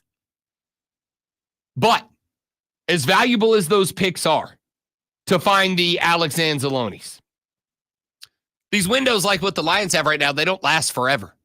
They don't last forever. Jared Goff is right now in the midst of one of the best 5-game runs that any NFL quarterback has ever seen. Jared Goff right now is electric. He is almost perfect through the last 5 games. You don't get that very often. And so if you're getting that kind of play, if you're getting the kind of play you're getting out of Jahmyr Gibbs, if you're getting the kind of play you're getting out of this defense, even without Hutch, and your weak spot is defensive end now, if you're getting that kind of production, your window's open. It will not stay open very long. Not with guys. Now, if you had a Patrick Mahomes instead of a Jared Goff, then maybe you could go, all right, our window's probably open 4, 5, 6 years, right? Probably 4, 5, 6 years the window's open. But Jared Goff ain't Patrick Mahomes. He's an old quarterback. The window is not long open for Jared Goff. So if that's the case, go all in now. Push it all to the middle of the table. Put the cards down and go win a damn Lombardi trophy. I love this for the Detroit Lions. I love this for a 7-1 football team that even without Aiden Hutchinson realizes we're on the cusp. We're the best team in the NFC. Are they the best team in the NFC right now? Damn sure are to me. Yeah, they are. Yeah. So if that window's open, and it cannot be open wider than it's open right now, all in, go get it.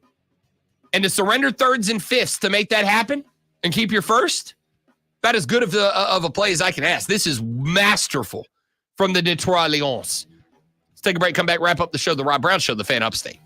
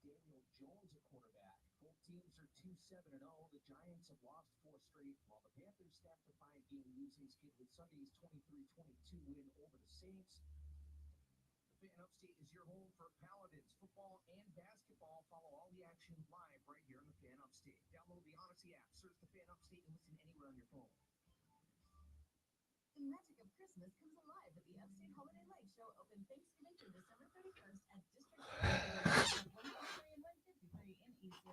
Start a new Christmas tradition for your family this year. For holiday lights and fun tickets, visit upstatelights.com. Tune in this week to kick off with Green Valenti to hear the Sims Spotlight featuring Super Bowl winning quarterback Bill Sims. Brought to you by Balance of Nature. Balance of Nature supplements, changing the world one life at a time. This is an ad by BetterHelp Online Therapy. Everyone, it's Boomer Esiason. What's something that you've always wanted to learn? An instrument, a new language, how not to burn pasta. Whether it's big or small, imagine how great it would feel to finally do it. As kids, we're always learning and growing, but as adults, sometimes we lose that curiosity that made life feel so exciting. So it's easy to think that we are who we are and we can't change. But BetterHelp is here to tell you that it's never too late to be who you want to be. Therapy can help you reconnect with your sense of wonder because your school era can come at any age. BetterHelp makes it easy to get started with a portable phone, video, or live chat sessions you can do from anywhere. And the option to message your therapist between sessions if anything comes up. So why not rediscover possibility with BetterHelp? Visit BetterHelp.com/Boomer today to get 10% off your first month. That's BetterHelp, HELP.com/Boomer. No, the Lions did not get Crosby, Mike, and I don't think the Raiders are going to trade him. I think that everybody kind of got wishful thinking there. I don't think he's going anywhere. I don't think the Raiders want him gone. I don't think he wants to leave. That's Odoo. Odoo is the end-all, be-all for any business of any size, and it's ready to help your company reach the next level and beyond. Learn more at odoo.com. That's odoo.com. From the Ingles Market Studio.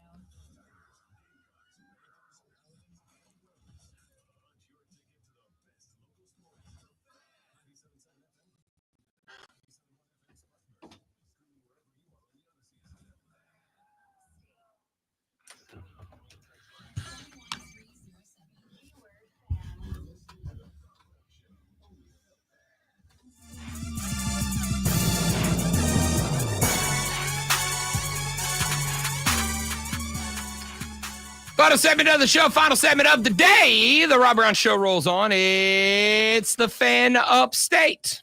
Rob and the Great One Lonzo with you as we roll through an Election Tuesday edition of the show. I want to have this conversation, and I probably should have brought it up earlier in the show, but I'm curious about it. Scratch that. I'm not curious. I know exactly how the overwhelming majority of you are going to feel. Robert Griffin III. The only Heisman Trophy winner in Baylor University history. I would have ate in the NIL era. I think it's only right that the NCAA and the House and Congress all go back and look at that and say, you know what, we need to do right by some of these other athletes because these brands in college football were built off the backs of these guys. It was announced by Baylor that the university made over $500 million after the Heisman Trophy. They built an on-campus stadium for the first time for $250 million. They built a new dining hall. Honestly, to this day, they're still benefiting from that Heisman Trophy. And you know how much money I made off of that? Zero. So I'm intrigued. He's also currently out of a job. I really like him, by the way. I like RG3 too. He's currently out of a job. Yeah, he is. Which is dumb, by the way. Which is dumb. Well, they had to make way for. Mm-hmm. Yeah, you know. Mm-hmm. That's a different topic. Robert Griffin III says Baylor made $500 million after he won the Heisman Trophy and put Baylor football back on the map. Or at least that's how he makes it sound. Like, I put Baylor back on the map, which is fair. Some bad stuff happened at Baylor that kind of took them out of the collective eye of the college football landscape. And RG3 goes on. Max says RG3 is bitter, ... as he should be.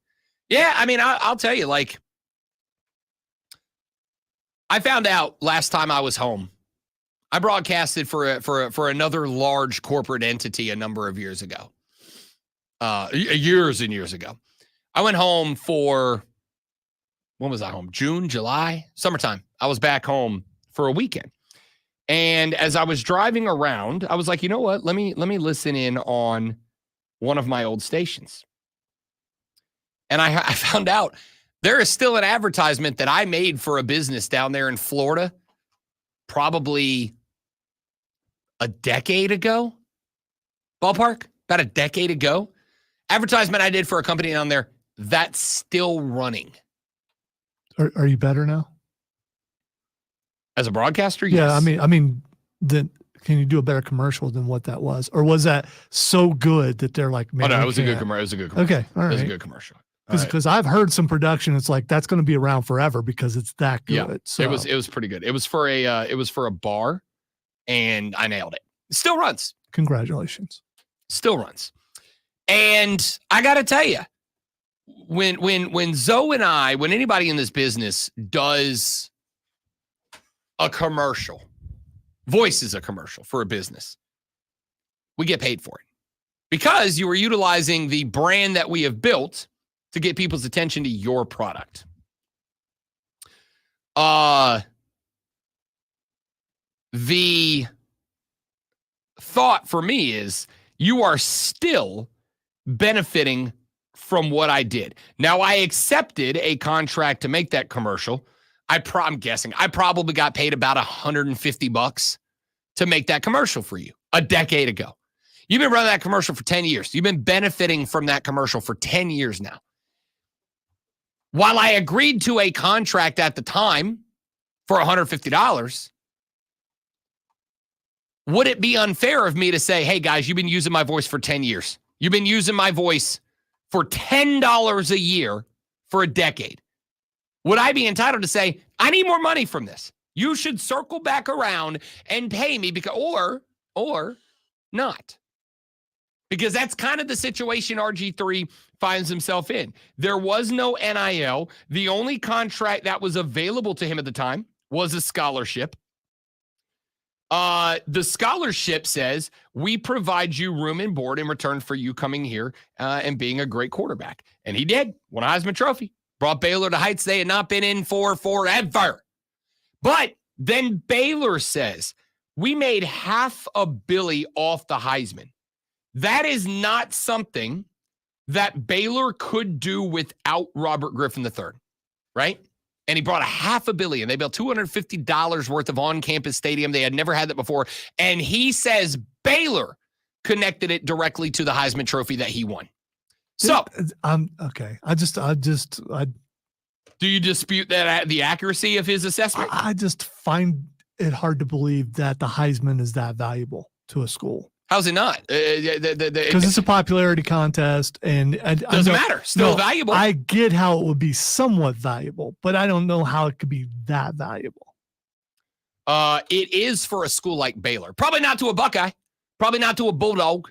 Probably not to a Tiger. But it is to a school like a Baylor. Do you understand what would happen to Boise State if Ashton Jeanty wins the Heisman this year? That would be, despite the Statue of Liberty where they beat Oklahoma in the Fiesta Bowl, a bowl game result that was so shocking, we still remember it. Who won the Fiesta Bowl the year before that? Who won the Fiesta Bowl the year after that? Hell, who won the Fiesta Bowl last year? Right? You get my point? We still know Boise State. It's the biggest result ever. And I would be willing to venture that if we did a study and analysis of it, if Ashton Jeanty wins the Heisman Trophy this year, that would be more valuable to Boise State than the Fiesta Bowl win over Oklahoma a decade ago, or however long it was. I don't even remember. So I don't think RG3 is wrong in that Baylor football got put back on the map by RG3, right? And before anybody goes, oh, it's one player, it's a whole team, isn't it? Really? Really? How many of those same people say something totally different about how much of a winner Tim Tebow was and how Tim Tebow was Florida that year, right? Don't use the narrative only when it suits your argument. Robert Griffin III was the Baylor Bears, just like Tim Tebow was those Florida Gators. Those Gators were good. Those Gators had a hell of a lot of talent. But if they got a regular quarterback on that team, they ain't them Florida Gators. Tim Tebow made them Florida Gators. Robert Griffin III put Baylor football back on the map. I agree with him in that case. I am not a financial analyst, but he used Baylor's numbers there. Baylor said that they were worth $500 million more after he won the Heisman than they were before. So he's basically saying, if this was the NIL era, and he's not wrong about this either, if this is the NIL era, out of 8, I'd have been set for life. And I think he would have. You think Baylor band fans wouldn't have come out of the damn woods to give RG3 mucho dinero to keep him there in Baylor? Yeah, of course they would. Of course they would. They're doing it right now. They're doing it right now. I promise you, if he wants it, Ashton Jeanty can be a very rich man by the end of this season. Right? Now, he said, and I gave him credit for this, we actually played the audio of this interview on the show a couple of months ago. Ashton Jeanty got asked, why didn't you transfer during this offseason? Why didn't you go to a big-time school? Why didn't you go to a Power 5 school that you could be in the playoffs for sure? And his response was, because I love Boise State. I love the opportunity they have presented me. I love the culture we've built here. I love the coaching staff. I love the school. I love the fans. I want to be here. Promise you the Boise State fans are going to figure out how in the hell to get that man $1 million in NIL money this offseason. They'll figure it out, right? Because Ashton Jeanty is getting Boise State the most publicity they've gotten since they beat Oklahoma. Things change in business all the time, and this is a business. And I don't see this ending the way he thinks it'll end. I don't see him getting paid for that. I don't either, for the record. I don't either. I just find the conversation interesting when you are able to, as Robert Griffin III says, Baylor did not him. I had joked that, that Jim Tressel should get his job back because of the pants incident and all these little things that happened that got people fired or something like that that's now acceptable because of NIL. He's not going to get his money. Well, here's the difference. I get it. I agree. But also here's the difference. The difference is what Jim Tressel did. This is your department, Lonzo. What Jim Tressel did was very clearly against the rules at the time, right? And what did you say to me literally yesterday? Yeah. If you don't like the rules, go get the rules changed. But until the rules are changed, you play by them, right? Again, by the way, he got fired because he lied about something and because of the pants being traded for tattoos and all that kind of stuff. What I'm saying is all these a precedent could be set if they pay him. Then everyone needs to get paid. Oh, dude, can you imagine? Can you imagine what Reggie Bush's NIL would be worth? Right. Could you? And every school's got that cat. And just do the list of greatest players to ever play for XYZ University, and then think about what NIL value would have been for them, even adjusted for inflation from then to now. For that reason alone, they're not going to pay him, because think of what they would have to do as far as tuition goes to raise tuition for everybody else to cover for the amount of money some schools would have to pay ex players. Oh, listen, I'm not saying RG3 is getting paid. Here is what is interesting to me. It is not whether RG3 is going to get paid.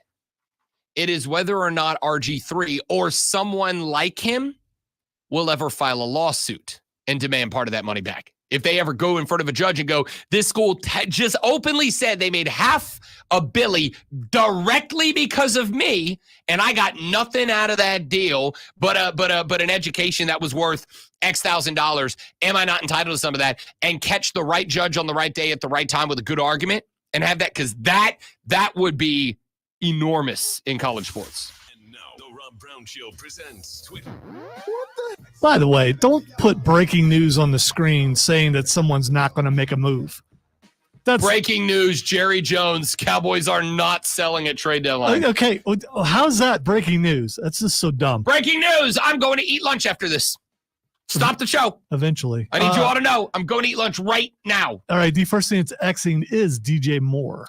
Okay, so DJ Moore is trending for two reasons right now. The first is that there's a video of Caleb Williams scrambling for his life, and DJ Moore, during a play when the ball is live, leaves the field. Everybody's like, yo, did DJ Moore just walk off the field while the ball was live? And the answer was yes. And everybody was dunking on DJ Moore, except for what nobody paid attention to, because it is more important to immediately react than it is to gather information and then react to the facts. DJ Moore tweaked his hammy. He could not run anymore. Tweaked his hammy. He was busted up. He had to. The other option was stand there like a dummy on the field. So, yeah, you could be the old school guy. Grit it out. Go grit it out. Make a block. Grit it out. Nah, okay, whatever. Rub some dirt on it, man. Come on. I get it.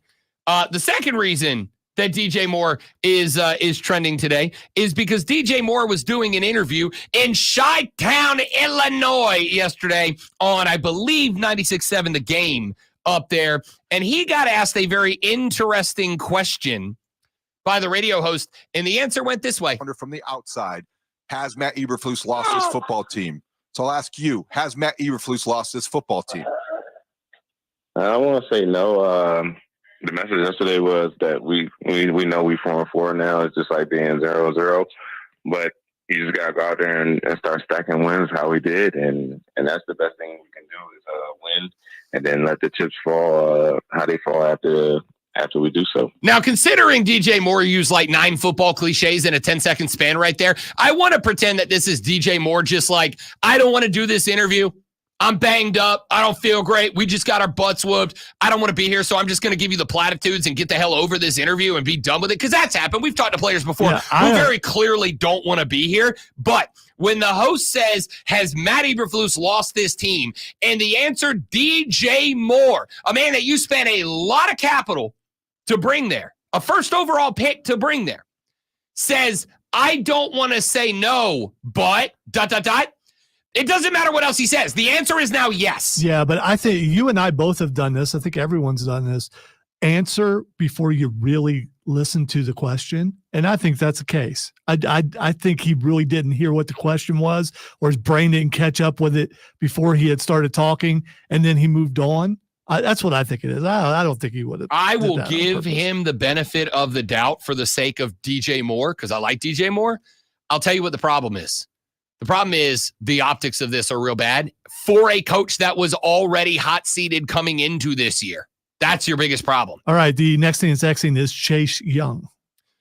Chase Young is trending because the assumption is that the 2-7 New Orleans Saints, my 2-7 New Orleans Saints, after firing Dennis Allen yesterday, will be big trade line dealers. And honestly, I hope that they are. And Chase Young on a 1-year contract, when there are plenty of teams like the Eagles, like, well, up until earlier this morning, the Lions, et cetera, that need pass rushers, you could trade Chase Young and probably pick up a 4th rounder or 5th rounder for him somewhere. The Saints have got to start shedding capital and picking up draft picks because they're going to have to be a very young team moving forward. Chase Young, one of the most likely targets to be moved today. All right, last thing, short time to do it. The election. I don't know if you knew that there was one going on. Ladies and gentlemen, make your voice heard. However you feel it should be, go vote. Go participate in the process. I will say this. Don't be that guy that goes, well, if you don't vote, you don't get to complain. Yeah, you do. As Rush famously said, if you choose not to decide, you still have made a choice. Neil Peart solo. Go vote. Or don't. It's your right. That's part of the beauty of America. Hey, assuming we're all capable of it, we'll see you back here tomorrow to do it all over again, but better. Have a lovely rest of your day. We'll see you back here tomorrow on the Rob Brown Show and the Fan Upstate. Later. That is not real. You doomsayer, you. True, but I entertain you. And that's the most important part. If this was your last broadcast because the world is ending tomorrow, No, are you probably just okay? America. Okay, well, I mean, so goes the world as we know it. Turns out, and I've done the research, we're not the only country. When the beacon of freedom is snuffed out, those who would take over shall. So you ready for the liberal hot take of the day? You understand we're not the only free country, right? I am never ready for that. You know, there's a lot of other free countries, right? Like, we're not the only one. Okay, which one of those would you like to live in? Canada! I love Canada. It's a beautiful place. I wish you would The move people to are nice. Canada because you're so mean to Canada. And also poutine. You ever had poutine? It's delightful. It's I incredible. am not interested in poutine. What is poutine? It's made out of plants. No, it's not. It's literally French fries smothered in gravy. Oh yeah, actually I have had that before. And it's amazing. Yeah, it was all right. The gravy wasn't good. So maybe I will agree. The gravy's pretty bland. But if they got the gravy right, Yeah. poutine's incredible. Okay, you put my grandma's gravy on top of that, then I'm down with that. Poutine, I've made poutine at the house with southern white sausage gravy. Untouchable. Southern white. Yeah, southern gravy. White gravy. Why you gotta Southern be? gravy. You know what I mean?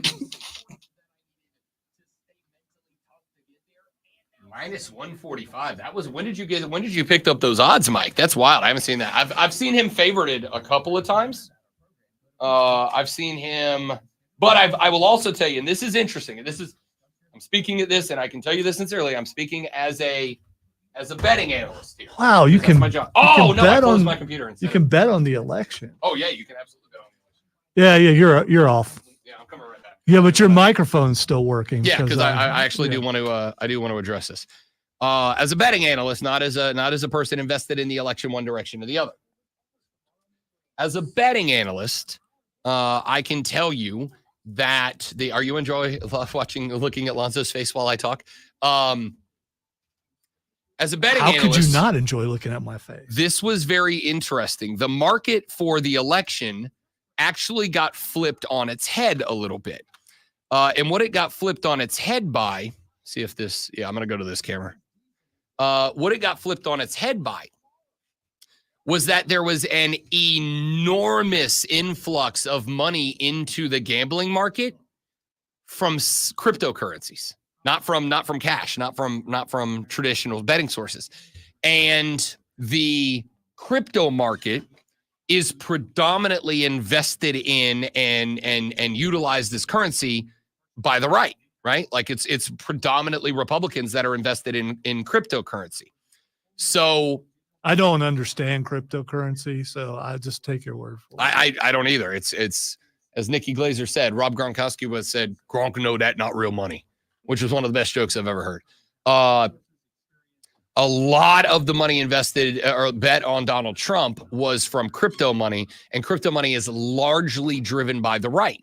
And so by default, the majority of the bets were coming in from people on the right betting on Donald Trump, which is interesting because remember, Vegas is not trying to predict who will win. Vegas is trying to get half the money on one side and half on the other. So what they had to do in response to the majority of the money from crypto money coming in on Donald Trump, in order to stymie that so that the majority of the money, crypto or traditional, wasn't on Trump and was going back to being 50-50, was they had to make Donald Trump a favorite. Because even if you're a crypto bro betting it all on Donald Trump, if it comes into a point where you bet $1 million and you only make 10 grand back from it, now it's not worth the risk anymore, even if you genuinely believe Trump's going to win, that there is an upset there. And so the spot that you find yourself in that spot is if you're Vegas, you've got to make Donald Trump the heavy favorite, not because you think he's going to win, but so that the crypto bros stop dumping all their money on Trump and making all the money on one side, which gives you as Vegas an enormous liability if Trump wins, whether he does or does not. So they moved Trump to be a favorite to slow down the crypto money, coming in on Trump and get that traditional money bumped up. Because now if you believe that Kamala Harris will win this election and you catch her at, say, plus 150, plus 140, somewhere in that range, I think she's going to win, and you're giving me now plus money, which means my $100 wins 150 back. Now I am more inclined, if I was hanging out, let's say hypothetically, I think Kamala Harris is going to win, but I think it's a close election. I'm not super confident in it.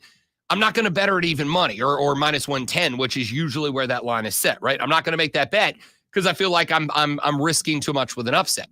But if I think Kamala Harris is going to win, or I have an inclination she's going to win, and I'm catching her at, say, plus 150, so I'm getting time and a half back with my money, now I have a vested interest in voting for Kamala Harris because I'm willing to take the risk that Trump wins and I lose the bet in return for getting $150 back on my $100 bet instead of just getting $100 back on my $100. That extra $50 in what they call is juice. That extra $50 might be worth the risk, the higher risk of that gamble. So I'm not saying this is what happened everywhere, but the majority of the books that have made Donald Trump a favorite aren't doing it because of what they usually would, which is poll numbers or delivered a really great closing message in his debate or his one of his rallies or whatever.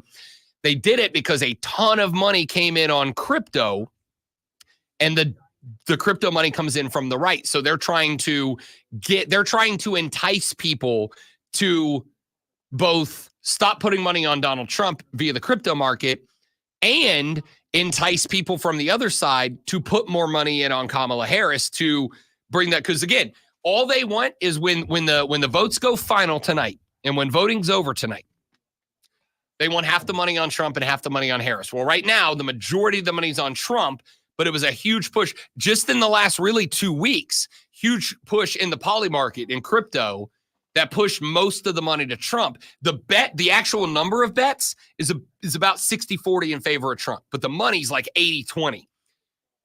They are trying to get that money back to 50-50. How do you do that? You bring Trump's payout if he wins way down. You bring Kamala Harris's payout if she wins up to get people to start betting on this side. Once it gets to 50, if it gets to 50-50 by the time the election's close, and I would keep an eye on that market today. It could be very interesting. If a bunch of last-minute bets, just like a football game, if a bunch of last-minute bets start coming in this morning on Kamala Harris and that money gets to 50-50, those odds will start to neutralize. And Donald Trump will go from being minus 150 to minus 110. Kamala Harris will go from plus 120 down to plus 110, and then those lines will settle down. When do bets close on something like this? That's going to be up to the individual polls bookmaker. Close, Not necessarily. That's up to the bet maker, right? So now I will say this. A lot of bookies are going to start closing it probably when the first poll reports start to come in, right? So when you get that first Eastern Pennsylvania poll that reports its finals, and then secondary, more likely it'll be when the states start to report, right? So if you get, and again, we all know because of everything that's going on, we're likely not going to get many state results today, with the exception of the hard red and the hard blue states, right? Like you'll get California. Well, and actually, you'll probably get California tonight because you know it's going to be blue. You'll probably get Arizona tonight because you know it's going to be red, right? Unless one candidate is heavily over or underperforming, right? Like let's say the polls start to close in New York tonight and the New York pollsters look up and, Donald Trump's got 52% of the votes, which is a dramatic overperformance for him in New York City or in New York.